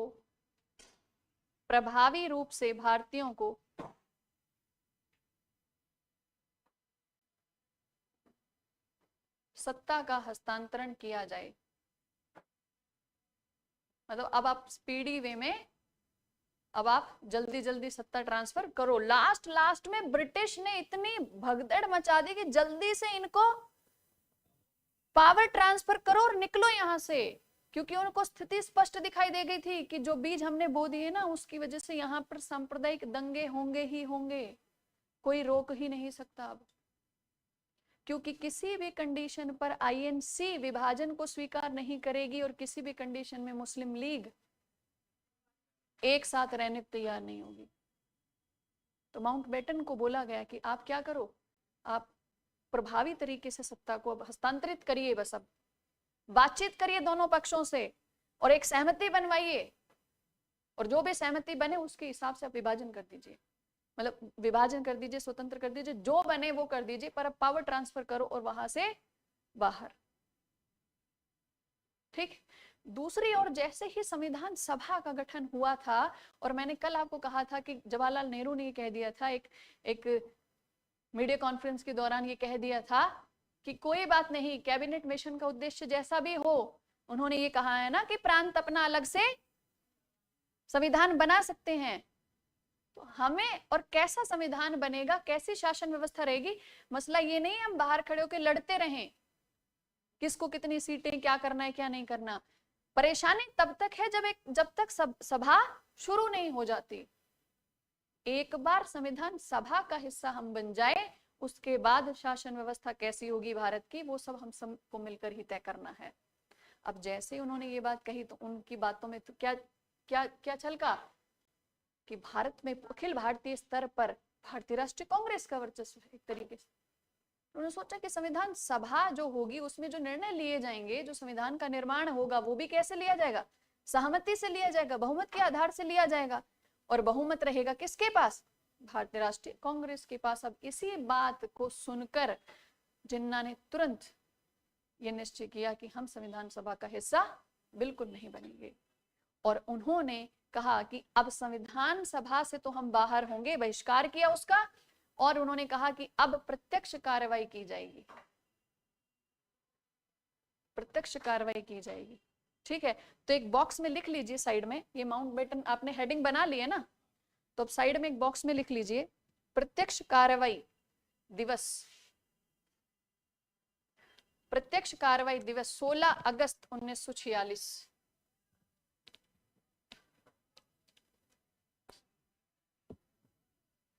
मुस्लिम लीग ने डायरेक्ट एक्शन डे, 16 अगस्त डायरेक्ट एक्शन डे। ठीक है, अब डायरेक्ट एक्शन डे या प्रत्यक्ष कार्रवाई दिवस का मतलब क्या होता है कि अलग मतलब पृथक मुस्लिम बहुल राष्ट्र के निर्माण के लिए अब हम प्रत्यक्ष कार्रवाई करेंगे। और कहते हैं कि भारतीय इतिहास का सबसे, ब्रिटिश भारतीय इतिहास का सबसे दुर्भाग्यपूर्ण दिन था वो 16 अगस्त 1946। सबसे अधिक दुर्भाग्यपूर्ण दिन था। कहते हैं कि 16 अगस्त को मुस्लिम लीग के नेतृत्व में प्रत्यक्ष कार्रवाई की गई और सांप्रदायिक दंगे किए गए, हिंदू बस्तियों पर अटैक किया गया और फिर एक दूसरे को मारना शुरू हुआ। जब मुस्लिम लीग ने प्रत्यक्ष कार्रवाई की शुरुआत की कि जहां जहां मुस्लिम बहुल क्षेत्र हैं वो हमारे पृथक राष्ट्र बनेंगे, वो पृथक राष्ट्र होगा, तो जो जो मुस्लिम बहुल क्षेत्र थे वहां पर जो अल्पसंख्यक जनसंख्या थी उनको मार दिया गया, उनकी हत्याएं की गई, निर्मम हत्याएं की गई। अब वो कहा जाता है कि ऐसा लगता था कि भारत में जो मिट्टी है वो पूरी कैसी हो गई हो, रक्त से लाल हो गई हो। इतने गंभीर स्तर पर जहां जहां जहां मुस्लिम बहुल क्षेत्र थे वहां वहां पर बहुत गंभीर स्थिति बन गई। और जैसे ही ये सूचनाएं फैली, दंगों की सूचनाएं फैली, तो दूसरी तरफ भी इसका उसकी प्रतिक्रिया आई, उसका रिएक्शन आया। और फिर जहां पर अल्पसंख्यक मुस्लिम थे वहां पर हिंदुओं ने उनको मारा। और कहते सारे राष्ट्रवादी नेता अपना सर पकड़ के बैठ गए, कहा ये क्या हालत हो गई, ये क्या हो गया। कल तक स्वतंत्रता के संघर्ष के लिए साथ में मिलकर लड़ रहे थे, साथ में पिट रहे थे, अंग्रेजों की लाठियां साथ में बैठ के खा रहे थे, एक दूसरे को खाना खिला रहे थे, एक दूसरे के साथ चल रहे थे। और आज क्या हो गया, आज एक दूसरे को मार रहे हैं। और ये किसके कारण हुआ? ये ब्रिटिश शासन की वजह से हुआ, उनकी नीतियों की वजह से हुआ। उन्होंने कहा कि 1905 में बंगाल के विभाजन की जो उन्होंने नींव रखी थी, सांप्रदायिक नींव जो उन्होंने रखी थी, उसका परिणाम आज है 16 अगस्त को, कि भारत के ही अपने ही लोग जो एक दूसरे के साथ इतने प्रेम से रहते थे, जो बंगाल विभाजन का विरोध कर रहे थे, एक दूसरे को राखी बांध बांध कर, आज क्या कर रहे हैं? एक दूसरे का हाथ काट रहे हैं, एक दूसरे का गला काट रहे हैं, एक दूसरे को लूट रहे हैं, मार रहे हैं। इतनी घृणा कैसे आ गई? सिर्फ अलग रहने के नाम पर। और जब ये इतना ब्लडशेड देखा गया, तब भारत के जो भारतीय राष्ट्रीय कांग्रेस के नेताओं ने कहा कि हम किस बात पर अड़े हुए हैं कि अलग राष्ट्र बनने नहीं देंगे, भारत का विभाजन होने नहीं देंगे। अब तो एक ही समाधान लगता है इसका, और समाधान ये है कि विभाजन ही हो जाना चाहिए। अगर विभाजन नहीं हुआ, विभाजन तो उन्होंने कहा देखो अब तो सिर्फ बाउंड्रियों का विभाजन होना बाकी है। समझ में आ रही बात? अब तो सिर्फ सीमाओं का विभाजन होना बाकी है, विभाजन तो हो चुका है। जो लोगों के दिलों में जो विभाजन की भावना थी वो तो आ चुकी, विभाजन तो हो चुका भारत की जनता का। अब तो सिर्फ सीमाओं पर एक ये बनना बाकी है कि हाँ ये बाउंड्री आपकी, ये बाउंड्री आपकी, सीमाओं का विभाजन बाकी है, बाकी विभाजन हो चुका भारत का। उन्होंने कहा कि अब एक काम किया जाए, स्वीकार ही कर लिया जाए। तो 16 अगस्त के बाद भारत की स्थिति बिल्कुल भी कंट्रोल करने के लायक नहीं बची थी। और तब ब्रिटेन की सरकार ने, ब्रिटेन की संसद ने कहा जल्दी जल्दी सत्ता को ट्रांसफर करो और वहां से निकलो, इससे पहले कि ये सांप्रदायिक दंगे इतने ज्यादा फैल जाएं कि ब्रिटेन की पूरे विश्व में आलोचना ही आलोचना हो। उससे पहले आप इसका कोई समाधान निकालो और वहां से आओ। और तब माउंटबेटन ने एक प्लान रखा। उन्होंने कहा कि अब भारत की स्वतंत्रता के साथ साथ स्वतंत्रता से पूर्व भारत का विभाजन होगा। दो पृथक सॉवरेन नेशंस बनेंगे, संप्रभु राष्ट्र बनेंगे। दो पृथक संप्रभु राष्ट्र बनेंगे। एक मुस्लिम बहुल राष्ट्र बनेगा पाकिस्तान और दूसरा भारत। और जनता को और प्रांतों को साफ कह दिया, मतलब कुछ तो जो मेजॉरिटी जहां पर मुस्लिम पॉपुलेशन थी वो तो विभाजन में ही आ गई, पूर्वी पाकिस्तान और पश्चिमी पाकिस्तान, ठीक है। और जो रियासतें थी उन रियासतों को भी ये कह दिया गया कि आप भी फ्री हो, आपके पास तीन ऑप्शन है, या तो भारतीय संघ में शामिल हो जाओ, या पाकिस्तान का हिस्सा बन जाओ, या स्वतंत्र रह जाओ, ठीक है। आपके पास तीन ऑप्शन है। और तब ये जो घोषणा हुई थी, मई में घोषणा हुई। माउंटबेटन की दो बार घोषणाएं हुई हैं, एक घोषणा मई में की गई, एक घोषणा जून में की गई। जब मई में घोषणा की गई तो उसी में ये बात बोली गई थी कि जो दो हिस्से हो जाएंगे, दो सॉवरेन हो जाएंगे, और भारत के जो प्रांत होंगे वो भी स्वतंत्र हैं सारे। भारत के सारे प्रांत स्वतंत्र हैं, संविधान सभा का हिस्सा रहें या अपनी अलग संविधान सभा बना ले। मतलब जो संविधान सभा चल रही थी उस संविधान सभा में भी ये बात हो गई थी कि अगर जो प्रांत अपना अलग प्रेजेंस चाहता है वो अभी भी यहां से बाहर निकल सकता है। इसीलिए इसको डिकी बर्ड कहा गया, डिकी बर्ड योजना कहा गया, ठीक है। डिकी मतलब स्मॉल, डिकी बर्ड्स मतलब छोटे छोटे हिस्सों में तोड़ने की भारत को पूरी की पूरी योजना थी। तो लिखो माउंटबेटन प्लान, लिखो मई 1946। तो दो घोषणा थी, तो पहली घोषणा लिखो, पहली घोषणा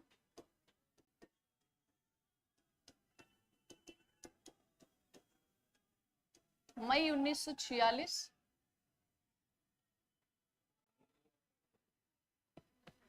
मई 1946 इसे डिकी बर्ड योजना,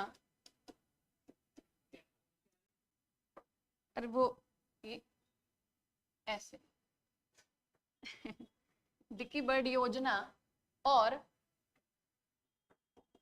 बाल्कन योजना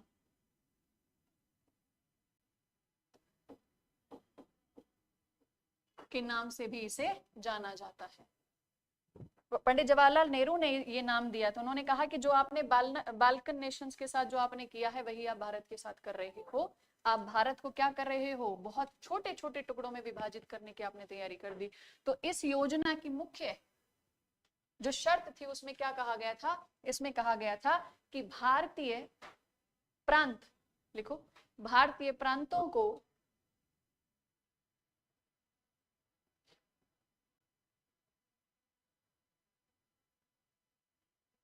यह अधिकार है कि वे संविधान सभा का हिस्सा रह सकते हैं, संविधान सभा का हिस्सा बने रह सकते हैं, या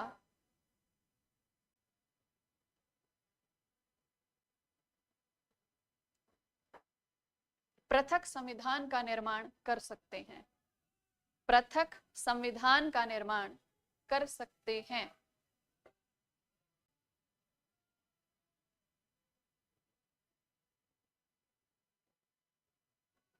तो जो प्रांतों को यहां पर अधिकार दे दिया कि जो प्रांत हैं ये क्या कर सकते हैं, they are free, they are free, ये संविधान सभा का पार्ट भी रह सकते हैं, उसका हिस्सा भी रह सकते हैं, और ये अपना अलग से भी संविधान बना सकते हैं। तब इसीलिए इसी बात पर इसको डिकी बर्ड योजना या बाल्कन योजना के नाम से भी जाना जाता है। अब जैसे ही ये योजना आई, प्रेजेंट हुई, प्रपोजल आया, भारत के नेताओं ने इसको अस्वीकार कर दिया। लिखो इस योजना का भारतीय नेताओं के द्वारा विरोध किया गया, इस योजना का भारतीय नेताओं के द्वारा विरोध किया गया,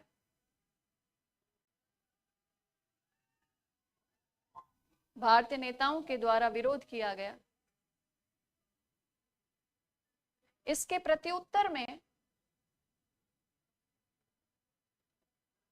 प्रत्युत्तर में माउंटबेटन के द्वारा एक और प्रस्ताव रखा गया, अंतिम प्रस्ताव रखा गया।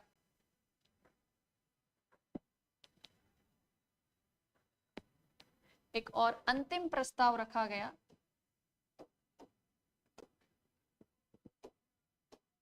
माउंटबेटन की जून घोषणा।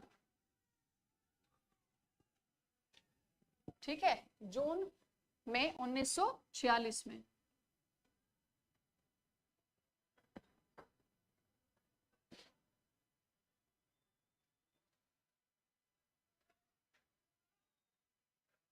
हाँ, एक मिनट।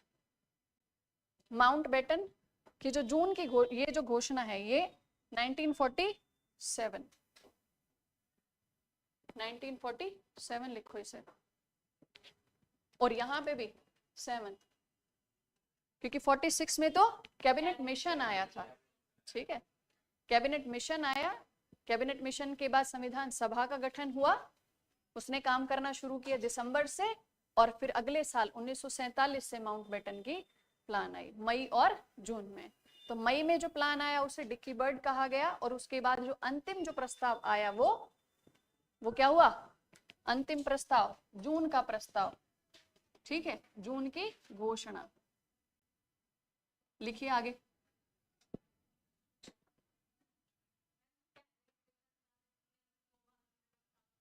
हाँ जी, कैबिनेट मिशन ने भी 2 बार अपने प्रस्ताव रखे थे। उसने पहली बार में क्या कहा था कि कोई भी विभाजन नहीं होगा, लेकिन बाद में उसने चेंज किया, उसने कहा कि विभाजन होगा। ठीक है, तो मतलब वही वाली बात है, जब पहली बार में उन्होंने प्रांतों का जब ऐसे समूहों में विभाजन कर दिया था तो वो अप्रत्यक्ष रूप से विभाजन ही था। जब उसको अस्वीकार किया गया तो कैबिनेट मिशन ने अपने एक और प्रस्ताव रखा, उसने क्या कहा कि विभाजन होगा, 2 राष्ट्र बनेंगे। ठीक है, अब 2 राष्ट्र के नाम से उसमें भारतीयों ने नाराजगी जाहिर की। तो जब पहला जो उसका प्रपोजल था, जब क्वेश्चन आता है तो आप उसको क्या कहोगे कि इन्होंने, कैबिनेट मिशन ने क्या किया था? अनडिवाइडेड इंडिया की बात की थी। ठीक है, पहले प्रयास उनका यही था, वो ये चाहते थे किसी भी तरीके से सहमति बन जाए भारतीय राष्ट्रीय कांग्रेस और मुस्लिम लीग के बीच, लेकिन किसी भी तरीके से वो सहमति ही नहीं बनी। कैबिनेट 1946 में कैबिनेट मिशन जब फेल हुआ, उसी के बाद माउंटबेटन जब आए तो माउंटबेटन को ये जिम्मेदारी दी गई कि वो क्या मतलब आगे इसको बढ़ाएं। तो वही मई और जून में 2 घोषणाएं हुई, लेकिन वो हुई थी 46 में, ये हुई 47 में। बहुत भंडारे होते हैं बाहर। हाँ, नहीं सोचना चाहिए ना, इंस्टीट्यूट से सारे पढ़ाई वाले सेंटर्स हैं आसपास में, तो थोड़ा शोर शराबा कम होना चाहिए, क्लास डिस्टर्ब होती है। हाँ, तब तो और ज्यादा ध्यान देना चाहिए इस बात को। हाँ,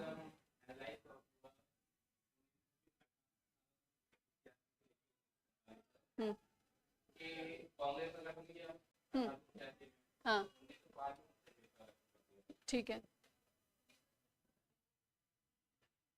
हाँ, और आप अपनी बात पूरी करिए।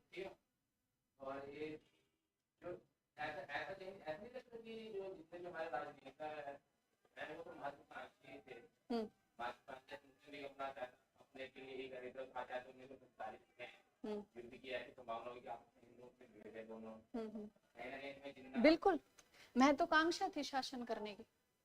जिन्ना और नेहरू के बीच में ज्यादा ऐसा लगता है कि देखो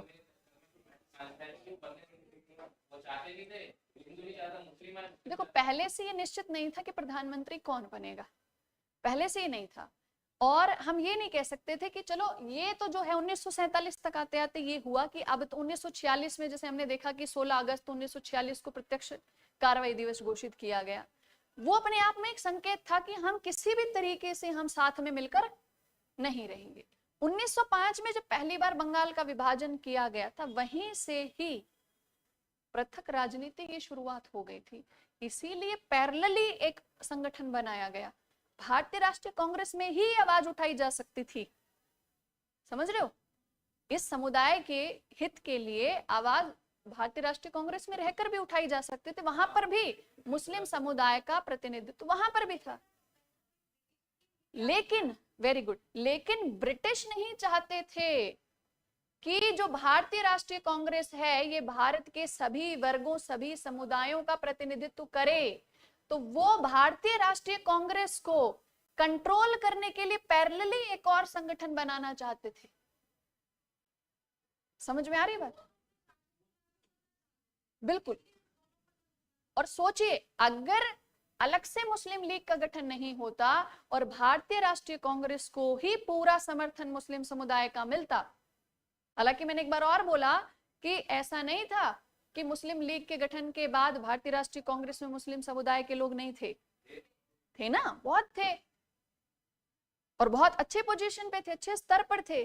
लेकिन मुस्लिम लीग का गठन ही इसलिए मतलब कराया गया ताकि भारतीय राष्ट्रीय कांग्रेस को नियंत्रित किया जा सके, बैलेंस ऑफ पावर, संतुलन बनाए रखने के लिए। देखो भरोसा था, देखो वही आप इसको समझो, 1885 से लेके 1905 यहां तक प्रपोजल आपको समझ में आ गया? एक बार इसको कंक्लूड कर देते हैं, फिर आपके डाउट पे आते हैं। तो जून में जो घोषणा हुई इसमें स्पष्ट क्या कह दिया गया, इसके एक दो पॉइंट लिख लो, फिर हम उसको डिस्कस करेंगे, ठीक है?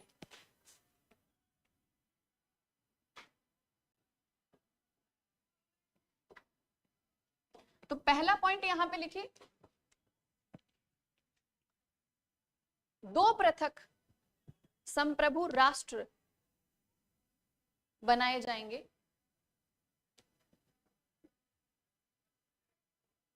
दो पृथक संप्रभु राष्ट्र बनाए जाएंगे।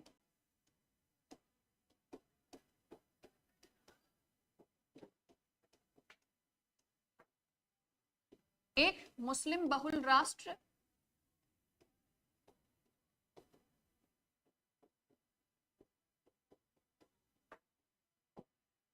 लिख दो पाकिस्तान, और पाकिस्तान में भी कौन सा, पूर्वी पाकिस्तान और पश्चिमी पाकिस्तान, और दूसरी तरफ भारत।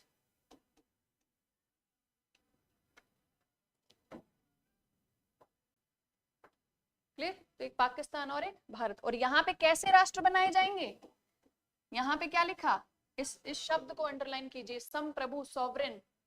संप्रभु का मतलब क्या होता है कि ये राष्ट्र अपने सभी आंतरिक और विदेशी निर्णय लेने के लिए स्वतंत्र है, किसी भी बाहरी शक्ति के अधीन नहीं है, स्वतंत्र है ये। तो संप्रभु बना दिया गया किसको, पाकिस्तान को और भारत को। तो दो पृथक राष्ट्र की बात की इसमें जून घोषणा में।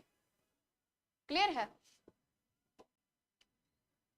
और इसी में ये कहा गया कि अब जो हालात देखे जा रहे हैं उन हालातों के अनुसार भारत को कब स्वतंत्र कर दिया जाएगा, 15 अगस्त 1947 को भारत आजाद कर दिया जाएगा। एक दिन पहले विभाजन और उसके बाद भारत की आजादी, तत्काल प्रभाव, जल्दी जल्दी इनको आजाद किया जाए, ठीक है? अब ये दो पृथक राष्ट्र बने। सेकंड जो यहाँ पर कंडीशन आई वो कंडीशन ये थी कि पृथक राष्ट्र तो बनेंगे, इसके अलावा जो रियासतें हैं भारत की, रियासतें, इन रियासतों को ये अधिकार होगा कि ये या तो भारत संघ में शामिल हो सकता है या पाकिस्तान का हिस्सा बन सकता है, और या फिर अपने आप को स्वतंत्र रख सकता है। लिखो, आप मेरी आवाज पे ध्यान दीजिए, बाहर वाली पे नहीं, फोकस। हाँ बिल्कुल होता है, डिस्टरबेंस होता है, ठीक है? रियासतें, तो इनके लिए रियासतों को यह पूर्ण स्वतंत्रता दी गई कि रियासतों को यह स्वतंत्रता दी गई कि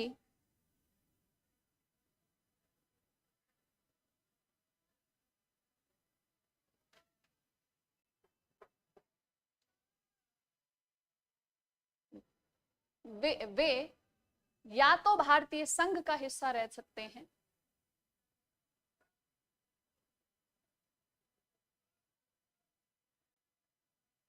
या पाकिस्तान में शामिल हो सकते हैं,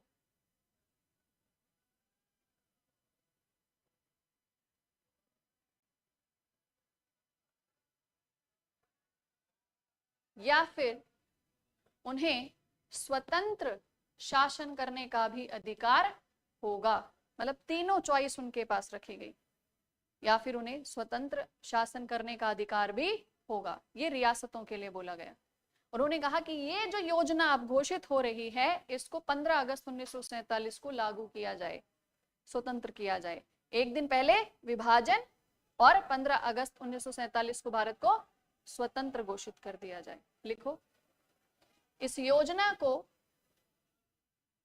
लागू करने की तिथि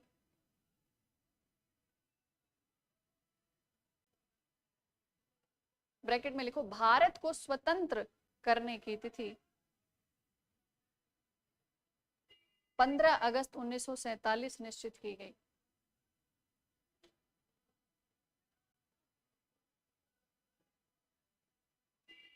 पंद्रह अगस्त 1947 निश्चित की गई। तो 15 अगस्त 1947 स्वतंत्रता की तारीख निश्चित कर दी गई थी, और जैसे जैसे हालत खराब हुई इन्होंने कहा कि स्वतंत्रता से एक दिन पहले इनको विभाजित ही कर जाओ, वरना यहां पर इतने दंगे होंगे कि कंट्रोल नहीं कर पाएंगे, रोके नहीं जा सकते। किसमें? हाँ, इसके पीछे ये था कि अच्छा है रात में सो रहे हैं सुकून से, दिन में करोगे जगे रहेंगे और दंगे करेंगे ये। रात में डिक्लेयर करते हैं, बिल्कुल उनको एक टाइम मिल जाता है ना, एक है ना, उनको एक टाइम मिल जाता है प्रॉपर। चलिए, तो ये समझ में आ गया, ये भारत का विभाजन और भारत की स्वतंत्रता। अब इसके बाद एक हमने यहाँ पे डिस्कस किया था उसमें भारतीयों के द्वारा लगातार प्रयास। ठीक है, तो चलो इसको डिस्कस करने से पहले आपका पॉइंट, आपने कहा कि 1885 के कांग्रेस के गठन के बाद से, ठीक है, 1905 तक का समय लगा और एक सांप्रदायिक राजनीति की शुरुआत हुई भारत के अंदर। ठीक, तब इसको समझना, 1885 में भारत में एक अखिल भारतीय स्तर का एक मंच बना, राजनीतिक मंच था ये। और ये जो मंच था इसकी खास बात ये थी कि इस मंच में भारत के सभी वर्गों का प्रतिनिधित्व था, सभी वर्गों का प्रतिनिधित्व। और ये बात स्पष्ट रूप से दिखाने के लिए, कि इसमें सभी वर्गों का प्रतिनिधित्व है, इसकी जब अध्यक्षता भी दी जा रही थी तो कैसे दी जा रही थी? ताकि अलग अलग वर्गों के लोगों को अध्यक्ष बनाया जाए। तो ये एक बहुत बड़ा संदेश होगा, अलग अलग क्षेत्रों में जब इसके अधिवेशन होंगे, अलग अलग अध्यक्षों को इसकी जिम्मेदारी सौंपी जाएगी, तो एक संदेश होगा कि ये किसी एक वर्ग विशेष का नहीं है, सभी वर्गों का इसमें समावेश है। राष्ट्रीय स्तर के मुद्दे उठेंगे, हम सब भारतीय हैं और भारतीय बनकर अपनी बात कहेंगे, कोई भेदभाव नहीं होगा। अब जब 1885 से जब इसने काम करना शुरू किया और ये जब 1900 तक पहुंचे, कितने साल? 15 साल। इन 15 सालों के अंदर ब्रिटिश शासन ने देखा कि भारतीय राष्ट्रीय कांग्रेस आईएनसी काफी हद तक भारत की जनता के अंदर राजनीतिक जागरूकता ला चुकी है। 15 सालों के अंदर इनके सदस्यों की संख्या बहुत ज्यादा बढ़ गई। पहले अधिवेशन में कितने थे?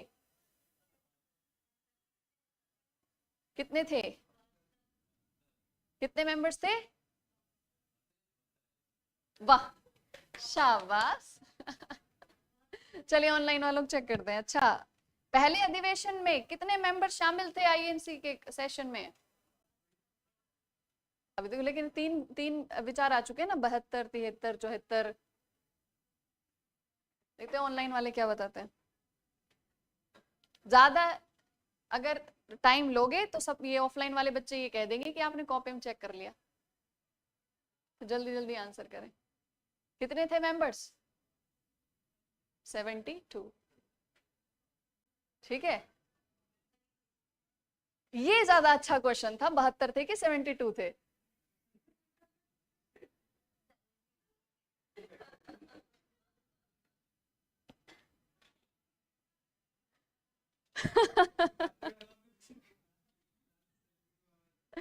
ठीक है भाई,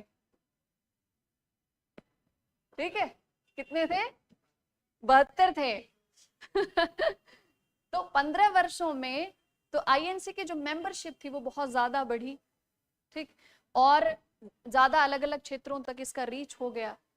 कहते हैं शुरुआत में इसमें वकीलों की संख्या बहुत ज्यादा थी और ऐसा लगता था कि जो बड़े जो बुर्जुआ वर्ग है भारत का, पढ़े लिखे शिक्षित वर्ग हैं, वकील लोग हैं, सिर्फ वो इसका हिस्सा थे। लेकिन 15 वर्षों में आते आते काफी हद तक ये होने लगा कि मध्यम वर्ग के लोग भी इसमें धीरे धीरे शामिल होने लगे। मैं ये नहीं कह रही कि पूरे तरीके से ये भारत के एकदम रूट तक पहुंच गए थे, नहीं, लेकिन 15 वर्षों में बहुत कुछ बदलाव आया।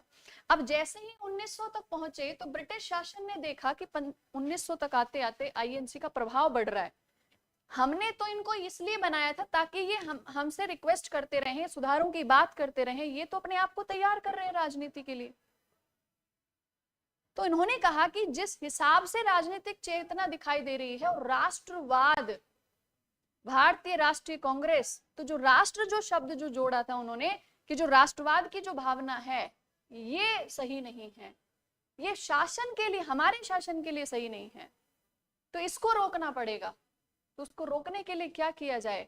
इसको रोकने के लिए भारत के दूसरे ऐसे समुदाय को इनके पैरेलली लाया जाए। तब उन्होंने जानबूझ के ये योजना बनाई थी और इसीलिए 1905 तक आते आते भारत में पहली बार सांप्रदायिक रूप से विभाजन की इन्होंने शुरुआत की। और जब विभाजन हुआ तो उनको ये कहकर विभाजित नहीं किया था कि आपके राजनीतिक अधिकारों के लिए लड़िए। समझिए आप इस बात को, विभाजन किस नाम पर किया गया, क्यों अलग से वो शामिल हुए? क्योंकि उनको ये दिखाया गया कि आप आर्थिक और सामाजिक आधार पर पिछड़े हुए हैं। तो जब सामाजिक और आर्थिक आधार उनको दिखाया और जो कि रियलिटी में था, अब वो आईएनसी का किया हुआ थोड़ी था तो ब्रिटिश गवर्नमेंट का था। भाई आप असफल रह गए अपने सभी क्षेत्रों में समान विकास करने में, सभी वर्गों का विकास करने में आप असफल रहे हो। आपकी नीति थी मुस्लिम वर्ग को कहीं ना कहीं सप्रेस करके रखना, आपकी नीति थी। जब समय आया तो उसका इस्तेमाल किया और क्या कहा कि आपकी आर्थिक और सामाजिक स्थिति बहुत पिछड़ी हुई है, पूरे बंगाल में इतना पिछड़ापन है और पश्चिमी बंगाल इतना विकसित हो चुका है, इतना समृद्ध है। अब जब आर्थिक और सामाजिक जब भेदभाव दिखा दिया जाता है ना, तो इन्होंने धीरे धीरे कुछ लोग, कुछ मुस्लिम लोग जिन्होंने इसको एक्सेप्ट किया, जो कि स्पष्ट दिखाई दे रहा था, उसको स्वीकार करने में ज्यादा समय नहीं लगता। अब उन्होंने क्या करना शुरू कर दिया, अखिल भारतीय स्तर पर अपना एक संगठन बनाकर 1906 में मुस्लिम लीग का गठन करके कि अब हम अपनी बात अपने संगठन के माध्यम से करेंगे। अब ब्रिटिश का कहना क्या, देखो ये अपनी मांगे आईएनसी के प्लेटफॉर्म से भी तो रख सकते थे, लेकिन ब्रिटिशर्स ने खुद ये संगठन बनवाया और ये कहा आप अपना अखिल भारतीय स्तर पर एक संगठन बनाइए और आप अपने समुदाय के हित के लिए जो चाहते हैं वो हमें प्रस्ताव में, उसका प्रस्ताव हमें दीजिए, आप क्या चाहते हो अपनी मांगे हम तक पहुंचाइए, हम करेंगे समाधान। मतलब उनको क्या कह दिया, आईएनसी के प्लेटफॉर्म से नहीं, डायरेक्ट हमसे बात करो। अब आप आईएनसी में जाओगे, आईएनसी में बड़े बड़े मुद्दे उठाए जाते हैं, हो सकता है धार्मिक मुद्दा उठाया जाए ना उठाया जाए, समझ रहे हो आप? तो आपको अपने धार्मिक आधार पर कोई मुद्दा उठाना है तो आप स्पष्ट रूप से सीधे हमसे कहिए। और जैसे ये बात हुई कि स्पष्ट हमसे कहिए तो मुस्लिम लीग ने क्या करना शुरू कर दिया, धीरे धीरे अपने आप को आईएनसी से अलग समझना शुरू कर दिया। अब दूसरा थॉट इसमें कैसे आया, आईएनसी राजनीतिक मंच था शुरुआत से, पॉलिटिकल प्लेटफॉर्म था, वो बदला नहीं, लेकिन मुस्लिम लीग बदला। धार्मिक समुदाय के कब था संगठन, उसको क्या समझाया गया, क्या एक रूप दिखाया गया, उसको समझाया गया कि सामाजिक और आर्थिक स्तर पर सुधार तो तब होते हैं जब शासन में भागीदारी होती है, जब सत्ता आपके नियंत्रण में होगी तो आप अपने समुदाय के हितों के लिए निर्णय ले सकते हो, आर्थिक निर्णय, सामाजिक निर्णय ले सकते हो। आप क्या करो, आप अपने इस धार्मिक संगठन को आप राजनीतिक रूप से प्रस्तुत करना शुरू करो, राजनीतिक भागीदारी दिखाओ इससे। तो जब जिन्ना इसमें शामिल हुए हैं ना, उसके बाद से इसका जो स्वरूप है वो धार्मिक संगठन के बजाय वो राजनीतिक संगठन हुआ है। क्योंकि जिन्ना की महत्वाकांक्षाएं थी कि ये जो मुस्लिम समुदाय है ये पूरा का पूरा मेरे समर्थन में रहे और पूरे भारत में मुस्लिम समुदाय की आवाज मैं रहूं, और अपने आप को एक उस स्तर का वो अपने आप को एक राजनेता बनाना चाहते थे। अब ऐसे में उनके लिए क्वेश्चन मार्क है, भले ही उन्होंने बाद में पाकिस्तान बनाया, थे तो भारत से, तो आप सिर्फ एक समुदाय की आवाज क्यों बने जब आपके पास पूरा हिंदुस्तान था? तो बहुत बड़ी बात है, समझ रहे हो आप भी राष्ट्रवादी नेता थे, तो जब पूरे भारत की जनता आपके सामने थी तो आप सिर्फ एक समुदाय की आवाज बनने की कोशिश क्यों कर रहे थे? अपना स्तर तो आपने वैसे ही कम कर लिया जब आपने इतनी भीड़ में से जब आपने एक समुदाय को चुन लिया। अगर पूरे भारत की राजनीति में शुरुआत से आप अपने आप को सबसे ऊपर लाना चाहते थे तो वो तो आईएनसी के माध्यम से भी आप अपने आप को सर्वश्रेष्ठ नेता बना सकते थे ना, पूरे भारत की आवाज बन सकते थे। आप किसी एक समुदाय की आवाज बनने की बात क्या है? ठीक है, देखो कंपटीशन ही सबसे अच्छा माध्यम होता है अपनी श्रेष्ठता का प्रदर्शन करने का। बिना कंपटीशन कोई भी ये प्रूफ ही नहीं कर सकता कि I am much more capable than this. ठीक है, वो उनकी जो महत्वाकांक्षाएं थी कहीं ना कहीं वो राष्ट्रीय स्तर पर लोगों को संबोधित नहीं करना चाहते थे, वो सिर्फ और सिर्फ सामुदायिक स्तर पर संबोधित करना चाहते थे। वो राष्ट्रवादी नेता तो थे, वो स्वतंत्रता संघर्ष में उन्होंने कब हिस्सा भी लिया, उन्होंने अपना योगदान भी दिया, लेकिन वहीं दूसरी ओर उन्होंने एक काम ऐसा कर दिया, वो क्या, अपने आप को मुस्लिम समुदाय के हित वाला नेता दिखा दिया सबसे ऊपर। और वो कहा जाता है ना कि जब आप सबके बीच में अपनी बहुत बड़ी पहचान नहीं बना सकते हो तो आप किसी एक समुदाय के समर्थन की बार बार बार बार बात करना शुरू कर दो तो वो समुदाय जो है आपको अपना सबसे बड़ा नेता मान लेगा। देखो, भारतीय स्वतंत्रता संघर्ष के लिए मैं एक बात कहूं, जितने भी नेता हुए, चाहे वो गांधी हो, चाहे वो सुभाष चंद्र बोस हो, सभी, चाहे वो बी आर अम्बेडकर हो, जितने भी हैं सबके सब बराबर के भागीदार हैं, सबके सब महत्वपूर्ण हैं, सबका अपना महत्व है, सबके सब सम्माननीय हैं, सबका सम्मान मतलब रिस्पेक्टेड, सबके रिस्पेक्ट। ठीक है, अब इसमें यदि हम ये सोचेंगे ना, उसमें क्या होता है, कुछ ऐसे नेता थे जिन्होंने राष्ट्रीय स्तर पर सब वर्गों के बारे में सोचा, कुछ ऐसे नेता भी रहे जिन्होंने कुछ समुदाय तक अपने आप को सीमित रखा, लेकिन जब मौका मिला तो उन्होंने राष्ट्र स्तर पर भी अपनी बात रखी।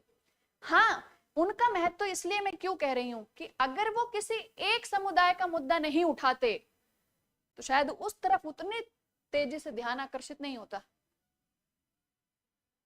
तो जब अंबेडकर जी ये काम कर सकते थे, एक समुदाय की बात उठा के राष्ट्र की आवाज बन सकते थे, तो जिन्ना ने ये बात काम क्यों नहीं किया? वो भी तो एक समुदाय की आवाज उठा के राष्ट्र के स्तर पर नेता बन सकते थे, राष्ट्र को संबोधित कर सकते थे, वो उन्होंने क्यों नहीं किया? है ना? तो सबका अपना योगदान है, लेकिन यहां पर महत्वाकांक्षा थी, यहां पर ये महत्वाकांक्षा थी बहुत ज्यादा कि पृथक हो, पृथक रूप से शासन चले। और इसीलिए 1905 में जो धार्मिक संगठन था वो बहुत जल्दी एक राजनीतिक संगठन के रूप में काम करने लग गया। ठीक है, बिल्कुल पूरे तरीके से उनका ब्रेन वॉश हुआ है। और 1918 के बाद से जब प्रथम विश्व युद्ध हुआ उस समय भारत की स्थिति और ज्यादा गंभीर हुई, तो जैसे जैसे स्थिति गंभीर होती थी वैसे वैसे और उनको उकसाया जाता था कि अब देखो, क्योंकि डेवलपमेंट का तो उतना टाइम नहीं मिला ना, ब्रिटिश शासन को भी उतना टाइम कहाँ मिला, प्रथम विश्व युद्ध हुआ, युद्ध में हानि हुई, उतना टाइम नहीं मिलता था डेवलपमेंट करने का। तो फिर वही बात कि आप अपनी बात रखिए, आप अपनी बात रखिए।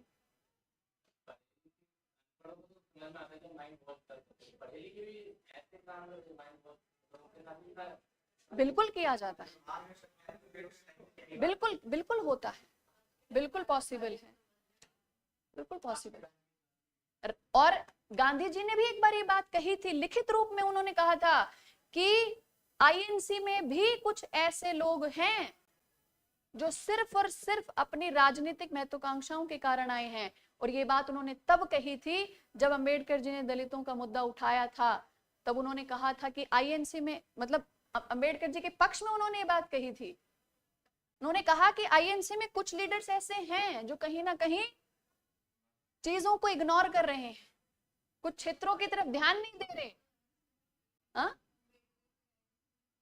जब कहने का मेरा मतलब ये है कि जब एक तरफ देश में एक वर्ग, जब एक वर्ग की तरफ जब अंबेडकर जी ध्यान आकर्षित कर रहे थे कि इस वर्ग का विकास नहीं हुआ, नहीं हुआ, और जब अलग से वो अपनी बात गोलमेज सम्मेलन में रखने के लिए पहुंचे, अपने समुदाय की बात जब वहां पे रखने के लिए पहुंचे, तो गांधी जी ने आईएनसी को दोषी माना था, दोषी माना था। उन्होंने कहा था कि कहीं ना कहीं आईएनसी में भी ऐसे राष्ट्रवादी ऐसे नेता हैं जो सिर्फ और सिर्फ अपनी राजनीतिक महत्वाकांक्षाओं के कारण आए हैं, वरना ऐसे मुद्दे अलग से नहीं रखे जाते, ऐसी कंडीशन ही नहीं आती, ऐसी परिस्थितियां ही नहीं बनती।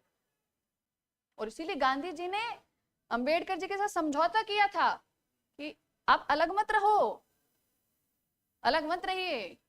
कोशिश तो मुस्लिम लीग के साथ भी की गई थी 1916 में, समझौता भी किया गया था, खिलाफत आंदोलन में सहयोग करके भी कोशिश की गई थी हिंदू मुस्लिम यूनिटी की, असहयोग आंदोलन तक सब साथ थे, लेकिन उसके बाद से धीरे धीरे फिर वो सब बदलता चला गया। ठीक है। और उसके पीछे कारण ये था कि जैसे जैसे खिलाफत का मुद्दा पूरे वैश्विक स्तर पर कमजोर पड़ा, तो खिलाफत आंदोलन की इंपॉर्टेंस ही खत्म हो गई। जब उसकी इंपॉर्टेंस खत्म हो गई तो हिंदू मुस्लिम यूनिटी की, जो मुस्लिम समुदाय, जो मुस्लिम लीग था, उसको जरूरत ही महसूस नहीं हुई, उसके आईएनसी के समर्थन की जरूरत ही महसूस नहीं हुई उसको। हाँ हाँ जी।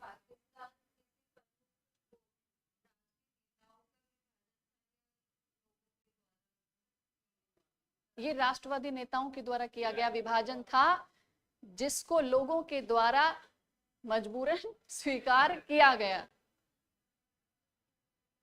ठीक है। तो लोगों तो उनको फॉलो किया है, उन्होंने तो स्वीकार किया है उसको। अब कितने ही लोग एक जगह से दूसरी जगह चले जाते, बताइए, पूर्वी पाकिस्तान और पश्चिमी पाकिस्तान, कितने लोग तो जब विभाजन की घोषणा हुई उसके बाद उन्होंने कहा कि, और ये भी कह दिया गया था कि जो जहां रहना चाहे वो वहां रह सकता है ना, चाहे हिंदू परिवार हो, अगर वो पाकिस्तान वाले हिस्से में रहना चाहता है वहां रहे। अब इतनी पीढ़ियों तक, मतलब जो वहीं से रहते आ रहे हैं, तो भावनाएं जुड़ जाती हैं किसी क्षेत्र से, उनका वहां रह सकते हैं, जहां रहना चाहो वहां। और जब एक दूसरे के अपने अपनी जगह जब बदलने लगे, तो क्या हुआ, एक दूसरे को लूटा। हिंदू मुस्लिम दंगे हुए भारत में, बहुत गंभीर, बहुत ज्यादा गंभीर। और वो ऐसे दंगे थे कि जिनके बारे में पढ़कर, जिनको सोचकर आप यकीन नहीं कर सकते कि ये कभी साथ में रहते होंगे। ठीक है। और अभी आज हम 2024 में हैं, इसीलिए मैं बहुत बार बोलती हूं कि आज के नजरिए से उस भारत को मत देखिए, 1947 के नजरिए से 1947 के भारत को देखिए। आज हम बहुत आगे निकल चुके हैं। अगर आज की परिस्थितियों के हिसाब से अगर हम जज करने बैठ जाएंगे उन सारे नेताओं को जिनकी उसमें भागीदारी रही, ठीक है, तो बिल्कुल भी वो सही नहीं होगा। हाँ बिल्कुल, वो तो अन्यायपूर्ण मतलब व्याख्या हो जाएगी। तो वो उस समय का भारत था। मैंने आपसे कल कहा था कि जब 1943 में बंगाल में अकाल पड़ा, उसकी इमेजेस देखिएगा, देखी थी, देखी थी, कैसा महसूस हुआ? उनको देखकर आपको यकीन हुआ कि ये लोग स्वतंत्रता संघर्ष में शामिल रहे होंगे, लड़ रहे थे ये लोग? बताइए।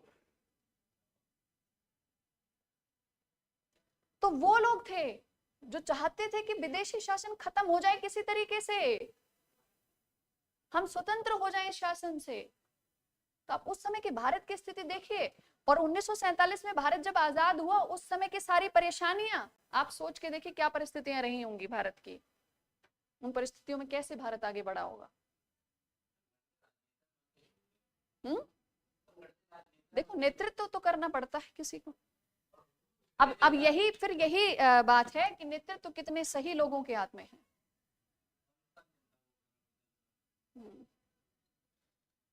ये डिपेंड करता है कि नेतृत्व किसके हाथ में, समझ रहे हो।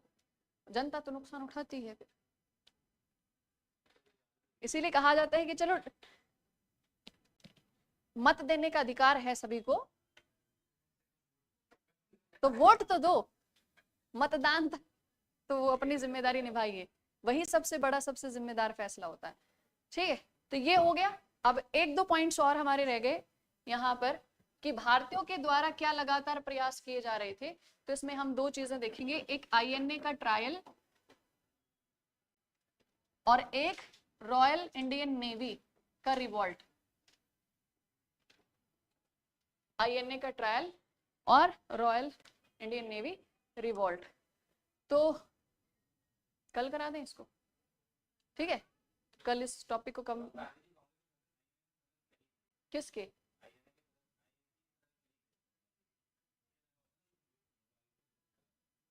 आज बड़ा अच्छा लग रहा है इनकी बात सुन के मतलब पूरी मॉडर्न इंडियन हिस्ट्री की क्लास हो गई आज। जिस हिसाब से एनालिसिस आज ये लेके आ रहे हैं ना, और जो क्वेश्चन लेके आ रहे हैं आज, अच्छा लग रहा है इनसे बात करके, है ना।